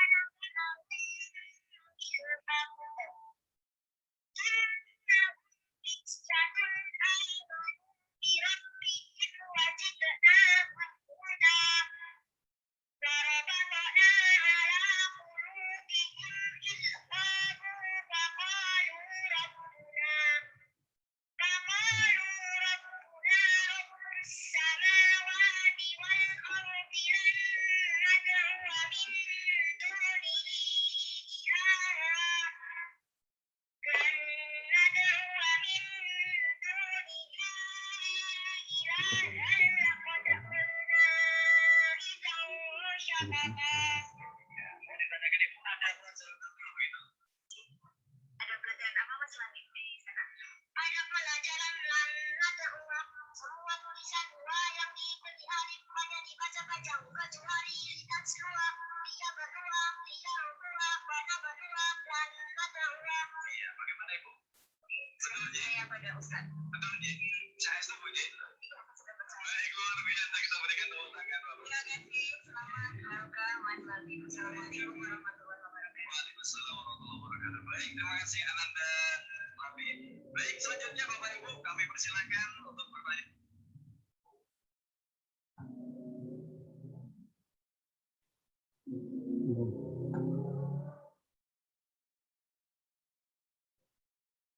Baik, Bapak Ibu, tadi itu video atau acara khotaman imtihan, khotaman Quran ya untuk anak-anak yang belajar metode Umi. Itu lokasinya di Bantul. Kebetulan juga beberapa gurunya itu belajar bareng juga sama saya. Jadi sama-sama dan juga mengenal sama guru-gurunya. Alhamdulillah. Kita harapkan nanti anak-anak DMI itu bisa sampai seperti itu. Ya, pelan-pelan agar bacaannya bisa baik ya, sedikit ya. Untuk Bapak Ibu yang tadi kurang jelas mendengarkan bacaan atau acara tadi, ya, video tadi, insya Allah nanti akan kami share link YouTube ya acara tersebut agar nanti Bapak Ibu bisa menyaksikan di YouTube. Nah, kita lanjutkan, kita lagi selesai ya. Untuk ini kita lanjutkan untuk pembelajaran metode Umi ya. Jadi di metode Umi itu dia pun belajarnya misalnya 60 menit itu sudah diatur. 5 menit pertama itu pembukaan. Setelah 5 menit pembukaan lanjut menghafal surah-surah pendek. Atau kalau misalnya nanti sudah selesai hafalan surah pendeknya lanjut ke surah-surah yang di juz 1 itu misalnya ya. Itu juga ada tata caranya, ada SOP-nya, terus diperaga 10 menit. Selanjutnya pakai buku baca simak murni, itu pakai buku yang tadi ini. Itu selanjutnya 5 menit terakhir itu untuk penutup. Kalau mungkin ibu-ibu atau bapak bingung, ya nanti di anak-anak insya Allah akan mengalami ini sambil menunggu buku yang sedang dikirim ya insya Allah tentunya dalam waktu dekat akan datang karena sudah dikirim melalui kapal. Ini untuk kegiatan pembelajaran metode. Selanjutnya ini yang kami mohonkan kepada wali santri untuk nanti dukungan yang penuh dari Bapak Ibu sekalian akan sangat mempengaruhi kualitas bacaan santri MI Litafizul Quran. Yang mengulang pelajaran Umi di rumah itu sama kayak mengulang Iqra. Insya Allah sama. Mungkin awal-awal ini Bapak dan Ibu kurang paham, insya Allah nanti berjalannya waktu Bapak Ibu akan lebih paham. Ya, insya Allah. Jadi mengulang pelajarannya seperti baca halaman 13. Baca halaman 13 saja. Baca halaman 15. Nanti di sekolah belajar halaman 15. Nanti di rumah diulang lagi halaman 15 atau beberapa halaman sebelumnya. Ya. Mengulang pelajaran Umi di rumah, selanjutnya mendukung santri untuk memperbaiki bacaan dan mengulang hafalan. Ya, jadi di sini dikuatkan untuk memperbaiki bacaan dulu. Nah, memperbaiki bacaannya sampai baik ya, pelan-pelan kita juga akan mengulang hafalan yang sudah ada. Yang tadi saya sampaikan di MI insya Allah nanti kita jadwal yang sudah ada itu kita rubah sedikit dengan menambahkan jam untuk murojaah bersama di pukul 11.25 sampai 11.55. Seperti itu agar hafalan anak-anak yang sudah dihafal dari kelas 1 mungkin sudah banyak ya bagi yang kelas 5, kelas 4 kan lumayan banyak bisa tetap diulang seperti itu ya. Terakhir dari kami bahwa hadis Rasulullah mengatakan sebaik-baik kalian ini tentu Rasulullah mengatakan untuk umat muslim karena ada hadis yang lain mengatakan khairun nas anfa'uhum linnas. Khairun nas itu berarti untuk semua manusia. Nah, jadi semua manusia secara umum mau dia muslim dan muslim kalau dia bermanfaat untuk orang lain maka itu adalah orang terbaik. Sedangkan kalau Islam, kalau kita Muslim, khairukum kata Rasulullah. Sebaik-baik kalian adalah yang belajar Al-Quran. Khairukum man ta'allama Al-Qur'ana wa 'allamah. Ya. Sebaik-baik kalian orang Muslim adalah yang belajar Al-Quran dan mengajarkan Al-Quran dan mengajarkannya. Nah, sekian dari saya. Terima kasih atas kesempatan mensosialisasikan metode Umi ini. Saya akhiri. Saya kembalikan kepada Ustazah Hafizah selaku MC. Saya cukupkan. Wassalamualaikum warahmatullahi wabarakatuh. Waalaikumsalam warahmatullahi wabarakatuh. Demikian tadi sosialisasi yang telah disampaikan oleh Ustadz Harizun Nizar. Untuk selanjutnya kita memasuki sesi tanya jawab. Kepada Bapak atau Ibu yang ingin bertanya, silakan mengaktifkan mikrofonnya. Ini udah ada yang angkat tangan atas nama Hafiz, Wali Santri Hafiz.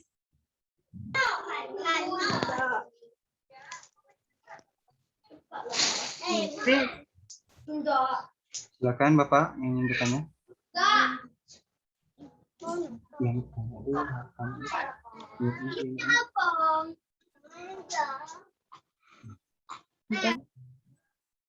Silakan.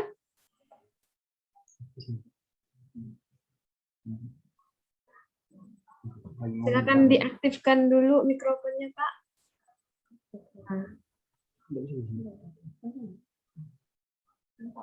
Silakan. Silakan Pak. Assalamualaikum warahmatullahi wabarakatuh. Waalaikumsalam warahmatullahi wabarakatuh, Pak. Terima kasih kesempatan diberikan kepada saya. Terima kasih kami ucapkan kepada MI Hafiz Pondok Pesantren Darussalam yang akan menerapkan metode Umi kepada santri-santri terutama di tingkat MI.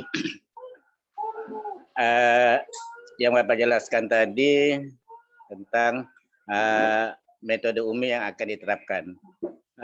Apakah nanti para santri juga ada peluang untuk mendapatkan bentuk apakah buku atau gimana tentang metode yang diterapkan?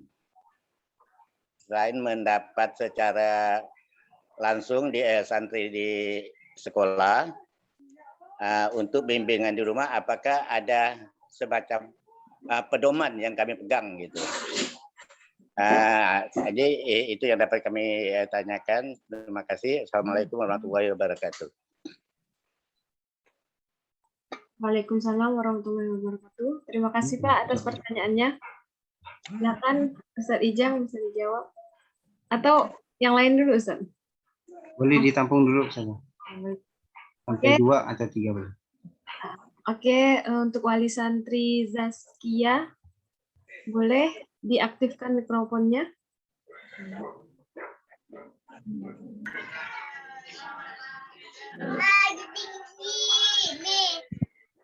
Assalamualaikum warahmatullahi wabarakatuh. Waalaikumsalam warahmatullahi wabarakatuh. Ini Ustadz, saya mau nanyain masalah untuk pembagian metode ini kan semua anak kan beda-beda nih kemampuannya. Mohon maaf anak saya masih memang belum bisa lancar mengaji. Jadi kalau bisa misalnya kayak Zaskia Atika itu maksudnya selevelnya dia lah. Jadi biar menanggapi pelajaran itu lebih mudah dengan teman-temannya yang sebaya dia. Mungkin kalau dikumpulkan dengan teman-teman yang di atasnya, dia tuh agak susah menangkap pelajaran gitu. Jadi minta tolong dikumpulkan, misalnya Zaskia ini kan masih belum bisa ngaji lancar. Mungkin kalau huruf hijaiyah mungkin dia tahu. Cuman kalau untuk menyambung kata atau katakanlah membaca yang sebenar-benarnya untuk di Al-Quran itu memang masih belum bisa gitu. Makasih Ustadz. Assalamualaikum warahmatullahi wabarakatuh. Wow, anak bola. Mohon maaf, Bu, Zaskia ini kelas berapa, Bu ya? Kelas 2A. Oh, 2A, baik Bu. Ya. Terima kasih Ibu pertanyaannya. Oke, boleh dilanjutkan. Wali Santri atas nama Catur Bramantio Saputra. Ya, Ustazah, terima kasih. Assalamualaikum warahmatullahi wabarakatuh. Waalaikumsalam warahmatullahi wabarakatuh. Yang ingin saya tanyakan sama tadi dengan orang tua Saskia kan. Nah, kalau untuk anak saya ini jelas sangat ini ya Ustazah, karena memang mungkin Ustazah atau Ustadz sudah begitu mengetahui kronologis dari catur ini, sangat susah ya, di rumah pun saya juga susah gitu kan, jadi harus mengikuti banyak pelajaran juga, tidak hanya untuk membaca Al-Qur'annya, hafalan, untuk pelajaran yang lain juga sangat-sangat terbatas. Nah, yang ingin saya tanyakan, apakah di di Darussalam Sekubang itu menyediakan bimbingan khusus gitu Ustadz. Jadi memang saya di rumah juga agak kesulitan untuk mengajar, apalagi dengan metode Umi yang sangat-sangat jelas saya sangat sangat saya tidak bisa gitu untuk mengajar atau mengulang di rumah gitu. Jadi gimana gitu dengan bimbingan untuk di rumahnya gitu. Sementara kan kalau di sekolah mungkin waktunya terbatas gitu Ustadz. Jadi apakah ada bimbingan khusus gitu kalau untuk seperti santri anak saya gitu kan, karena memang sangat-sangat terbatas kemampuannya gitu. Terima kasih Ustadz, itu saja yang ingin saya tanyakan. Assalamualaikum warahmatullahi wabarakatuh. Waalaikumsalam. Waalaikumsalam. Baik, Bapak Ibu, pertama dari Wali Hafiz Januar ya, Bapak. Langsung saya jawab ya, Ustazah Hafizah. Baik, Ustadz. Oke, Ya. Ustadz. Pertama, ini juga untuk jawaban secara umum bagi wali santri, Bapak Ibu, bahwa nanti permintaan kami untuk mengulang bacaan di rumah itu pastikan kalau misalnya Ibu atau Bapak bisa membaca Al-Quran dan mendampingi santri dengan baik, sama-sama belajar itu, sama-sama membaca dan memperhatikan bacaan anak-anak, itu akan sangat baik sekali. Maka ketika nanti hari besoknya pas belajar, mereka ketika mengulang lagi itu sudah lebih lancar karena sudah diulang di rumah. Nah, kalau nanti kemudian di rumah santri ini belajar, Bapak Ibu masih bingung, paling tidak saya minta dan kami minta dari MI minta Bapak Ibu ini memastikan mereka benar-benar membaca apa yang sudah. Insya Allah nanti kan ada bukunya Pak ya, ada Bu ya, di buku apa laporan keterangan hasil capaian bacaan santri itu nanti akan kami tulis anak-anak ini dapat PR baca di rumah itu halaman berapa. Nah, jadi nanti Bapak Ibu yang bisa misalnya belajarnya jilid 3 halaman, nanti disuruh ngulang di rumah halaman 15 misalnya. Jadi nanti Bapak Ibu kalau misalnya bisa atau mampu itu ikut memperhatikan, benar-benar kayak mengajar seperti itu. Kayak kita murojaah, nah kan Bapak Ibu yang menyimak betul-betul bacaan anak seperti itu kan. Nah, Umi itu juga sama ya Pak atau Bu. Jadi kita tinggal melihat nanti mereka cara bacanya. Kalau kita mengerti dengan bacaan yang benar dan salah, kita sampaikan kalau itu panjang pendeknya itu bacaan pendek nak, atau itu bacaan panjang nak. Tapi kalau misalnya Bapak Ibu mungkin tidak bisa menemani atau memperbaiki bacaan anak-anak tersebut, Ibu cukup dengan mendampingi saja. Ketika mereka membaca, Ibu ada di sampingnya. Kalau misalnya pun ada pekerjaan, pastikan anak-anak itu benar-benar membaca, Ibu melihat dari kejauhan juga tidak apa-apa seperti itu. Jadi pastikan mereka mengulang pelajarannya di rumah. Kalau misalnya kondisinya tidak memungkinkan untuk mengulang, itu juga tidak apa-apa, tapi akan berdampak ke kualitas bacaan anak. Kawan-kawannya mungkin akan meningkat di halaman-halaman selanjutnya, maksudnya bisa pindah ke halaman selanjutnya. Nah, sedangkan anak A ini tidak bisa karena mungkin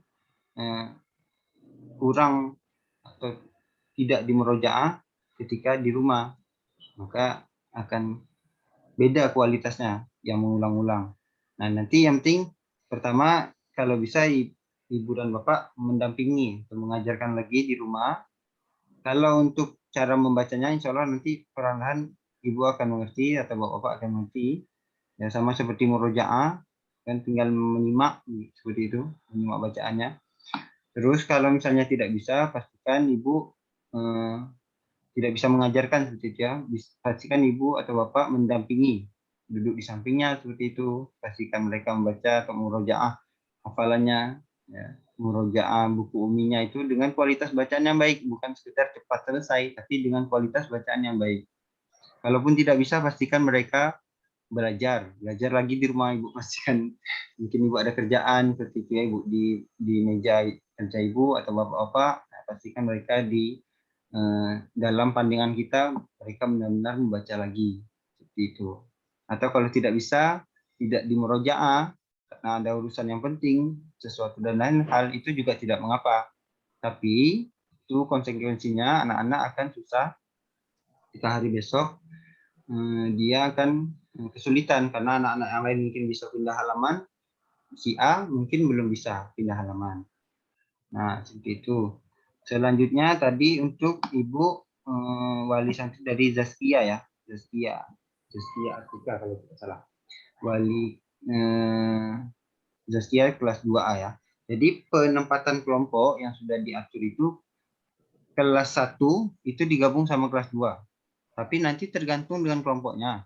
Tidak semuanya kelas 1 itu digabung sama kelas 2. Banyak anak-anak kelas 1 digabung sama kelas 1, kelas 2 sama kelas 2. Hanya anak-anak yang lancar saja. Yang lancar itu digabung sama anak-anak yang kelas 2. Karena anak-anak kelas yang 1 ini yang lancar, biar mereka cepat sekalian. Nah, digabung sama anak-anak yang kelas 2. Dan kelompok itu masih belum fix ya, Bapak Ibu. Jadi akan sangat mungkin berubah. Jadi minggu-minggu ini kita sedang merekap, karena ini libur agak terkendala ya. Ya sebenarnya kita mau merekap siapa anak-anak yang mungkin sebenarnya bisa jilid 3 atau bisa jilid 2.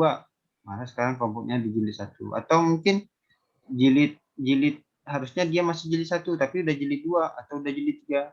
Nah, itu berarti harus kita turunkan. Itu bukan suatu kesalahan atau bukan, apalagi itu bukan aib ya. Itu hanya proses belajar. Kita yakini, kita pastikan anak-anak itu punya potensi yang berbeda-beda. Tapi kita harus pastikan juga anak harus dapat ilmu agama yang baik. Nah, makanya pengelompokan itu akan sangat mungkin berubah. Kalau mereka belum, kalau tidak salah saya, kelas 2 ini mereka gabung sama kelas 2. Paling anak-anak yang lancar itu baru gabung sama anak kelas 1. Jadi anak kelas yang lancar itu digabung sama anak kelas 2. Kalau anak kelas 2-nya rata-rata paling gabung sama kelas 2B masih satu angkatan. Tidak sama kelas 3 karena kelas 3 itu udah sesi yang jam 8.50 sampai jam 10. Kalau 1 dan 2 itu jam 7.40 sampai jam 8.50. Seperti itu Bapak Ibu. Kalau misalnya ada yang kurang berkenan atau masih perlu ditanyakan, boleh disampaikan kembali.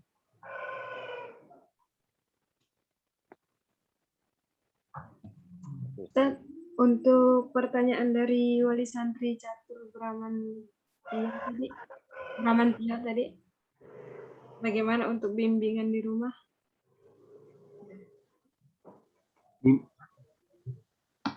Bimbingan di rumah seperti tadi saja. Jadi kalau pertama Ibu bisa ikut mengajarkan, karena Ibu mungkin bacaannya juga baik, atau Bapak bacaannya baik, itu juga boleh. Nanti pas ketika nyimak bacaan, hafalan atau setoran anak-anak, ketika murojaah di rumah, kalau bisa ya ikut mengajarkan, suruh baca kayak mengajarkan Iqra.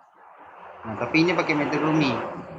Nah, jadi mereka buka metode buku Uminya, nanti tinggal dibaca seperti itu. Pertama mengajarkan. Kalau misalnya tidak bisa ya berarti paling tidak Ibu mendampingi, ya, duduk di sampingnya ketika mereka mengulang bacaan buku Umi di rumah.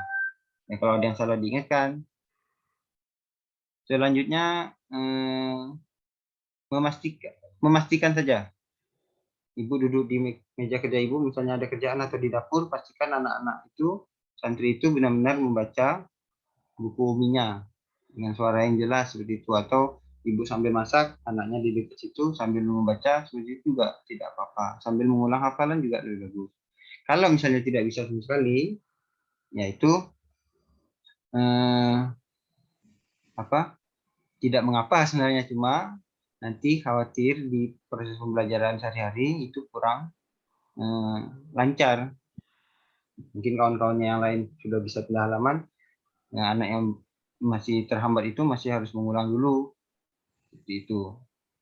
Kalau memungkinkan itu agak lumayan berat lagi pekerjaannya ya.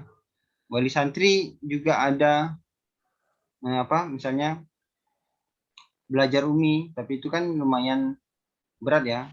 Nah, kalau misalnya mungkin ibu atau bapak mau, mungkin bisa privat untuk belajar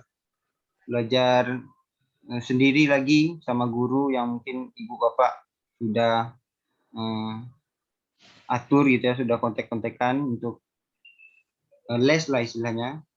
Nah, tapi kalau sepengalaman saya mengajar di Jogja, itu kebanyakan tidak ada lagi yang les karena metode UMI sudah menutupi atau bisa mengatur itu karena kualitas bacaan anak sudah cukup baik dengan belajar di TPA atau di sekolah.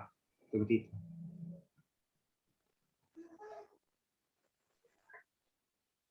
Sudah saja.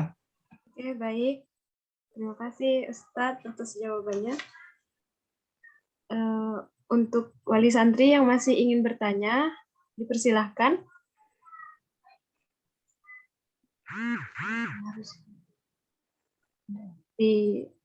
Boleh angkat tangan atau hidupkan mikrofonnya langsung. Ya, langsung boleh ditanya Bapak, Ibu. Ustazah Hafizah, mohon maaf, itu juga sambil tolong dicek di pertanyaan di chat. Barangkali ada yang memerlukan tanggapan, langsung ditanggapi saja di forum ini gitu. Iya, tadi ada juga yang bertanya lewat chat.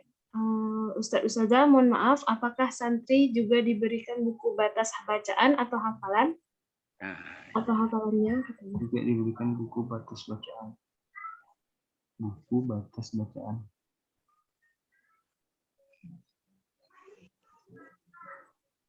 Oh iya, yang penting buku batas bacaan ini ya. Jadi santri nanti juga dikasih Ibu. Jadi dikasih nanti ada bukunya, laporan hasil belajar UMI. Nah, jadi anak-anak itu nanti ditulis di situ hafalannya sudah sampai surah apa, ayat berapa, bukunya jilid berapa, halaman berapa. Nah, jadi nanti ibu di rumah ketika pulang tinggal dicek di bukunya itu, oh anak ini harus mengulang lagi. Nanti di situ ditulis ada catatan khusus untuk ustadz-ustadzah yang mengajar di sekolah untuk memberi PR. Misalnya tadi Tio harus mengulang jilid 3 halaman 15. Nah, berarti nanti Tio pulang ke rumah, orang tuanya bisa melihat dan langsung menyuruh Tio untuk membaca buku jilid 3 halaman 15 seperti itu. Nah, jadi sama seperti buku laporan ya, kayak yang sekarang berjalan di MI itu kan ada buku penghubung apa buku laporan ya. Ya, jadi itu. Nah, yang itu yang nanti akan juga dipakai sama santri-santri MI terkait dengan pembelajaran UMI.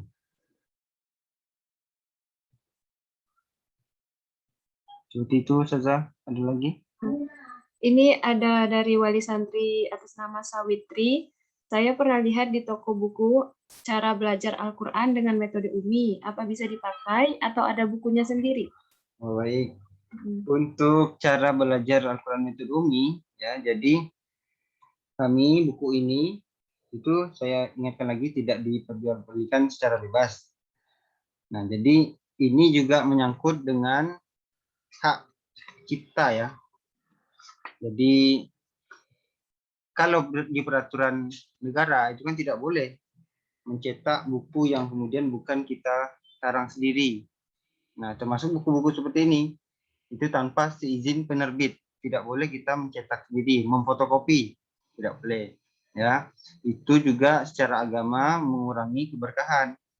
Nah, kalau kemudian Ibu melihat mungkin di toko buku ada buku belajar metode UMI, nah, saya harapkan tidak dibeli karena biar kita beli yang asli ada keberkahannya dari guru-guru kita seperti itu. Karena sangat mungkin zaman sekarang untuk difotokopi, ya teknologi lebih mudah, tapi keberkahan ilmu itu tidak bisa dibeli. Ya, seperti itu Ibu. Bukunya tidak diperjualbelikan bebas, nanti yang jual hanya MI saja. Jadi kalau mau beli bukunya langsung ke MI. Atau nanti dikoordinasikan oleh guru-guru yang mengajar di kelompok tersebut. Ya, misalnya Tio sudah naik jilid 4, berarti nanti yang beli buku bukan Tionya, tapi nanti gurunya yang berkoordinasi dengan pihak sekolah untuk membeli buku jilid 4. Tio hanya tinggal belajar saja. Seperti itu. Ada Oke, lagi? selanjutnya pertanyaan dari Wali Santri Winda. Ustadz, apakah pembagian kelas 2A dan kelas 2B berdasarkan tingkat bacaan? Ya, untuk pembagian kelompok itu kami sampaikan kembali. Kemudian anak-anak yang kemarin dites itu, Ibu Bapak, itu hasil tesnya itu mengacu pada kualitas bacaan anak. Tadi saya sampaikan yang di sini ya, bentar. Sini. Nah, ini kan ada ini. Nah, kelihatan ya. Jilid 1 itu huruf A sampai Ya. Kalau anak-anak itu kenal huruf A sampai Ya, harokatnya fathah, dia enggak tukar-tukar. Itu berarti kita cek lagi jilid 2, bacaan jilid 2. Pas tes kemarin itu anak-anak pasti dicek dari jilid tinggi sampai jilid terendah gitu ya. Kalau misalnya jilid 2, mereka ketika bacaan sambung itu agak terbata-bata. Berarti mereka jilid 2, bacaan sambung itu belum ngerti. Jadi mereka masih jilid 1. Semua anak yang dites kemarin seperti itu. Kalau bacaan misalnya bacaan panjangnya sudah baik. Panjang pendek sudah mengerti. Ketika didengung, bacaan dengung masih keliru-keliru, ya, maka kemungkinan dia masih di jilid 3 atau jilid 4. Nah, seperti itu ya. Jadi kalau bacaan anak huruf saja sudah tidak kurang lancar, nah maka itu huruf A sampai Ya saja tidak lancar, tidak kenal seperti itu ya. Jadi itu otomatis jilid 1. Nah, ini juga kekurangan kalau kita tesnya kemarin lewat online ya. Nah, ini kita akui secara online itu kualitas suara yang kita dengar itu kan berbeda-beda ya. Makanya nanti kita minggu-minggu ini sedang mengubah lagi, mengatur lagi kelompok-kelompoknya agar sesuai. Yang harusnya jilid 1 ya jilid 1. Yang jilid 1-nya agak lancar-lancar sedikit berarti digabungkan. Berarti jilid 1 plus digabungkan sama jilid 1 plus. Yang jilid 1 biasa, yang lancarnya biasa-biasa saja. Berarti biasa-biasa saja. Yang kurang-kurang sekali, yang perlu banyak perbaikan, nah itu dikelompokkan jadi satu kelompok. Seperti itu. Jadi semua itu pembagian kelas 2A dan kelas 2B itu berdasarkan tingkat bacaannya, Ibu. Jadi sesuai ya. Sudah sesuai. Sudah. Untuk wali santri yang ingin bertanya lagi, silakan. Oh, ini ada lagi. Assalamualaikum Ustadz, kalau boleh bisa juga di hari Minggu sore ada privat les. Jika dimungkinkan Ustazahnya datang ke rumah dengan biaya les. Oh, ini pribadi. Oh ya, baik. Kalau untuk wali santri yang ingin meleskan anaknya itu kami serahkan kepada wali santri untuk berkoordinasi dengan ustazah yang mungkin ibu atau bapak kenal seperti itu ya. Seperti saat ini yang sudah berjalan seperti itu, Pak atau Ibu ya. Jadi saat ini banyak anak-anak itu yang les sama guru-guru tahfiz yang ada di MI. Baik setelah jam pelajaran itu les, atau ada juga yang sore, ada juga yang mungkin rumahnya dekat malam, atau mungkin hari Sabtu dan Minggu itu juga ada beberapa. Atau ada beberapa yang saya pernah dengar gurunya itu emang datang ke rumah untuk les. Itu juga ada. Jadi nanti Ibu ini wali dari Zaskia Atika bisa langsung menghubungi guru yang bersangkutan. Guru di kelasnya boleh atau mungkin guru lain di MI juga boleh. Itu ada kok, Bu. Kayak seperti Ustazah Hafiza ini juga ngajar les kok. Ustazah Hafiza ini ngajar les Muhammad Fatin Al-Mahfuz kelas 4 kalau nggak salah. Jadi juga mengajar. Jadi boleh kalau Ibu mau les itu boleh. Nanti pengaturannya tinggal masing-masing saja. Seperti itu.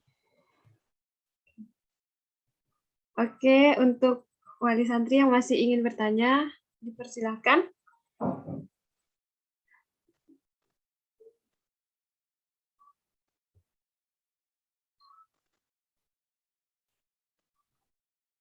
Boleh melalui chat atau langsung mengaktifkan mikrofonnya.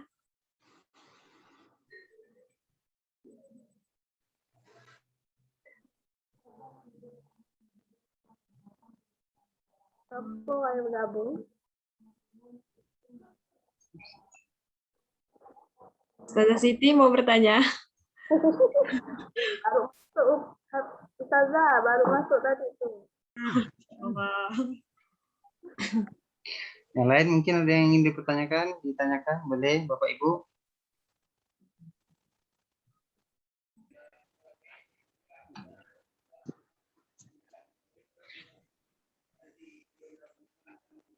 Terkait dengan metode Umi.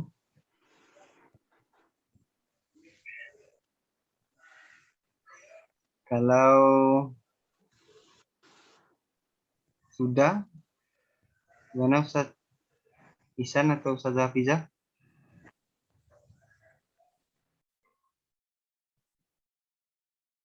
Kalau tidak ada lagi yang bertanya, barangkali bisa kita cukupkan Ya. Dan diakhiri saja. Baik, karena tidak ada yang ingin bertanya lagi, kita akan lanjutkan untuk acara yang selanjutnya, yaitu doa yang akan dipimpin oleh Ustadz Harizul Nizar. Kepada Ustadz, kami persilahkan. Ya. Sebelum saya mungkin membaca doa, saya ingatkan kembali kalau misalnya nanti di kemudian hari Bapak Ibu ada hal-hal yang ingin ditanyakan, ya, masih ada hal-hal yang membingungkan, itu bisa ditanyakan kepada guru tahfiz atau mungkin lebih pas ke guru tahfiz ya Ustazah, Bapak ya, maaf, Bapak dan Ibu bisa menanyakan ke guru tahfiz yang sudah dibagi di masing-masing kelas. Insya Allah nanti di masing-masing kelas ada guru tahfiz yang memegang, yang menanggung jawabi pelajaran tahfiz di situ. Jadi nanti Bapak Ibu bisa bertanya di situ. Nanti kalau misalnya guru tahfiznya masih bingung untuk menjawab, nanti insya Allah saya juga akan bantu menjawab. Ya. Oke, sebelum kita tutup, kita mulai pembacaan doa. Kita kondisikan duduk kita, posisi kita agar lebih nyaman, agar senyaman mungkin, biar doa kita lebih khusyuk dan lebih khidmat ya. Astagfirullahaladzim, astagfirullahaladzim, astagfirullahaladzim. Hidayat Nabi Mustafa Muhammad sallallahu alaihi wasallam wa ala alihi wa azwajihi wa dzurriyyatihi syai'ullahu al-Fatihah. A'udzu billahi minasyaitonir rajim. Bismillahirrahmanirrahim. Alhamdulillahirrahmanirrahim. Maliki yaumiddin. Iyyaka na'budu wa iyyaka nasta'in. Shiratal mustaqim. Shiratal ladzina an'amta 'alaihim ghairil maghdubi 'alaihim waladdallin. A'udzu billahi minasyaitonir rajim. Bismillahirrahmanirrahim. Alhamdulillahirabbil alamin. Hamdan syakirin, hamdan na'im, hamdan yuafi ni'amahu wa yukafi mazidah. Ya Rabbana lakal hamdu kama yanbaghi li jalali wajhikal karim wa 'azimi sultanik. Allahumma shalli ala sayyidina Muhammad wa ala ali sayyidina Muhammad. Allahumma inna nas'aluka bi annana nashhadu annaka antallahu alladzi la ilaha illa antal ahadus samad alladzi lam yalid wa lam yulad wa lam yakul lahu kufuwan ahad. Rabbi ighfir lana ya ghafur warhamna ya rahim wahfadna ya hafid.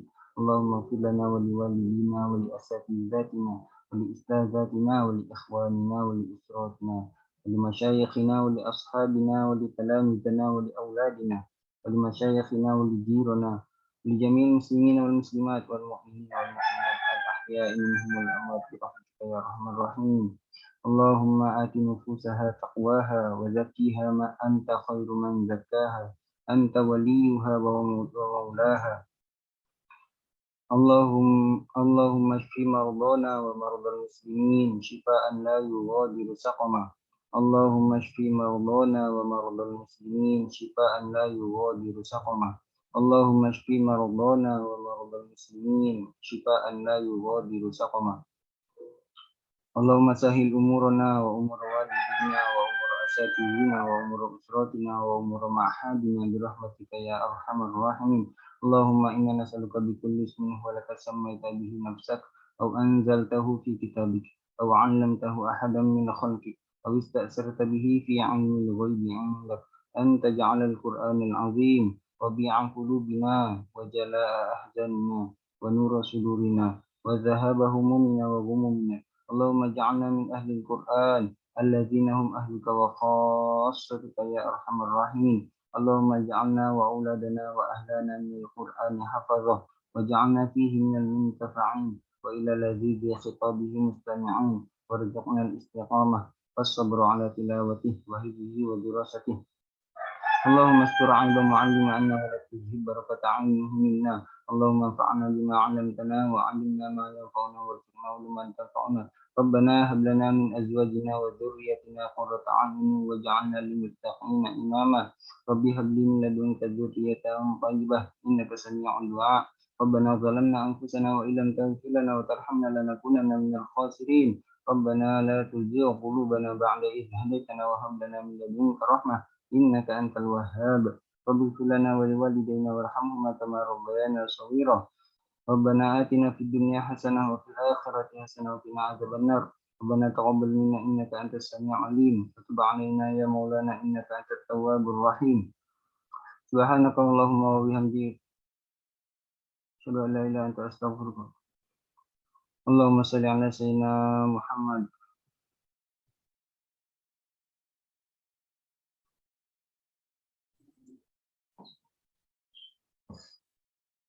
Alhamdulillahirabbil alamin. Setelah melalui serangkaian acara, akhirnya sampailah kita pada akhir acara, yaitu penutup.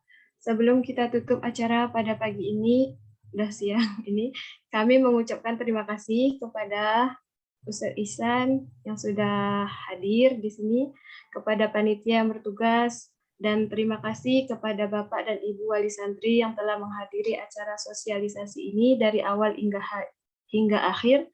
Saya di sini sebagai pembawa acara meminta maaf apabila ada salah kata yang kurang berkenan di hati. Marilah kita tutup acara pada hari ini dengan bersama-sama membaca hamdalah. Alhamdulillahirabbil alamin. Akhir kata, wassalamualaikum warahmatullahi wabarakatuh. Waalaikumsalam warahmatullahi wabarakatuh. Selamat menjalankan aktivitas. Bapak Ibu yang sudah mengikuti acara sosialisasi pada hari ini, ya, tidak perlu lagi mengikuti acara pada hari Sabtu lusa. Di acara hari ini itu sama dengan hari Sabtu besok. Yang disampaikan juga sama, ini hanya untuk mengakomodir wali santri yang tidak bisa bergabung di hari ini, hari Kamis ini. Terima kasih. Silakan bagi Bapak Ibu yang ingin keluar dari Zoom bisa mengklik N yang ada di pojok kanan bawah. Ya. Silakan kita sama-sama live ya Bapak Ibu ya. Terima kasih banyak. Terima kasih banyak. Ini Bapak Ibu, mohon maaf jika ada kekurangan, kesalahan. Kanan bawah. Ya. Alhamdulillah. Terima kasih. Selamat beraktivitas kembali Bapak Ibu. Selamat menjalankan ibadah puasa bagi yang berpuasa Asyura hari ini.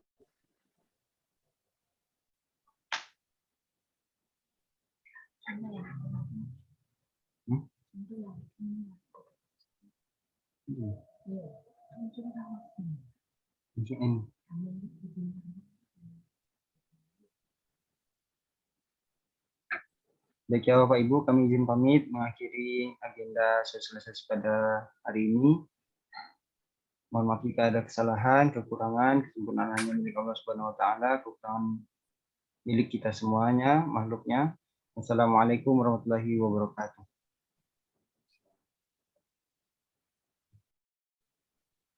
Hola.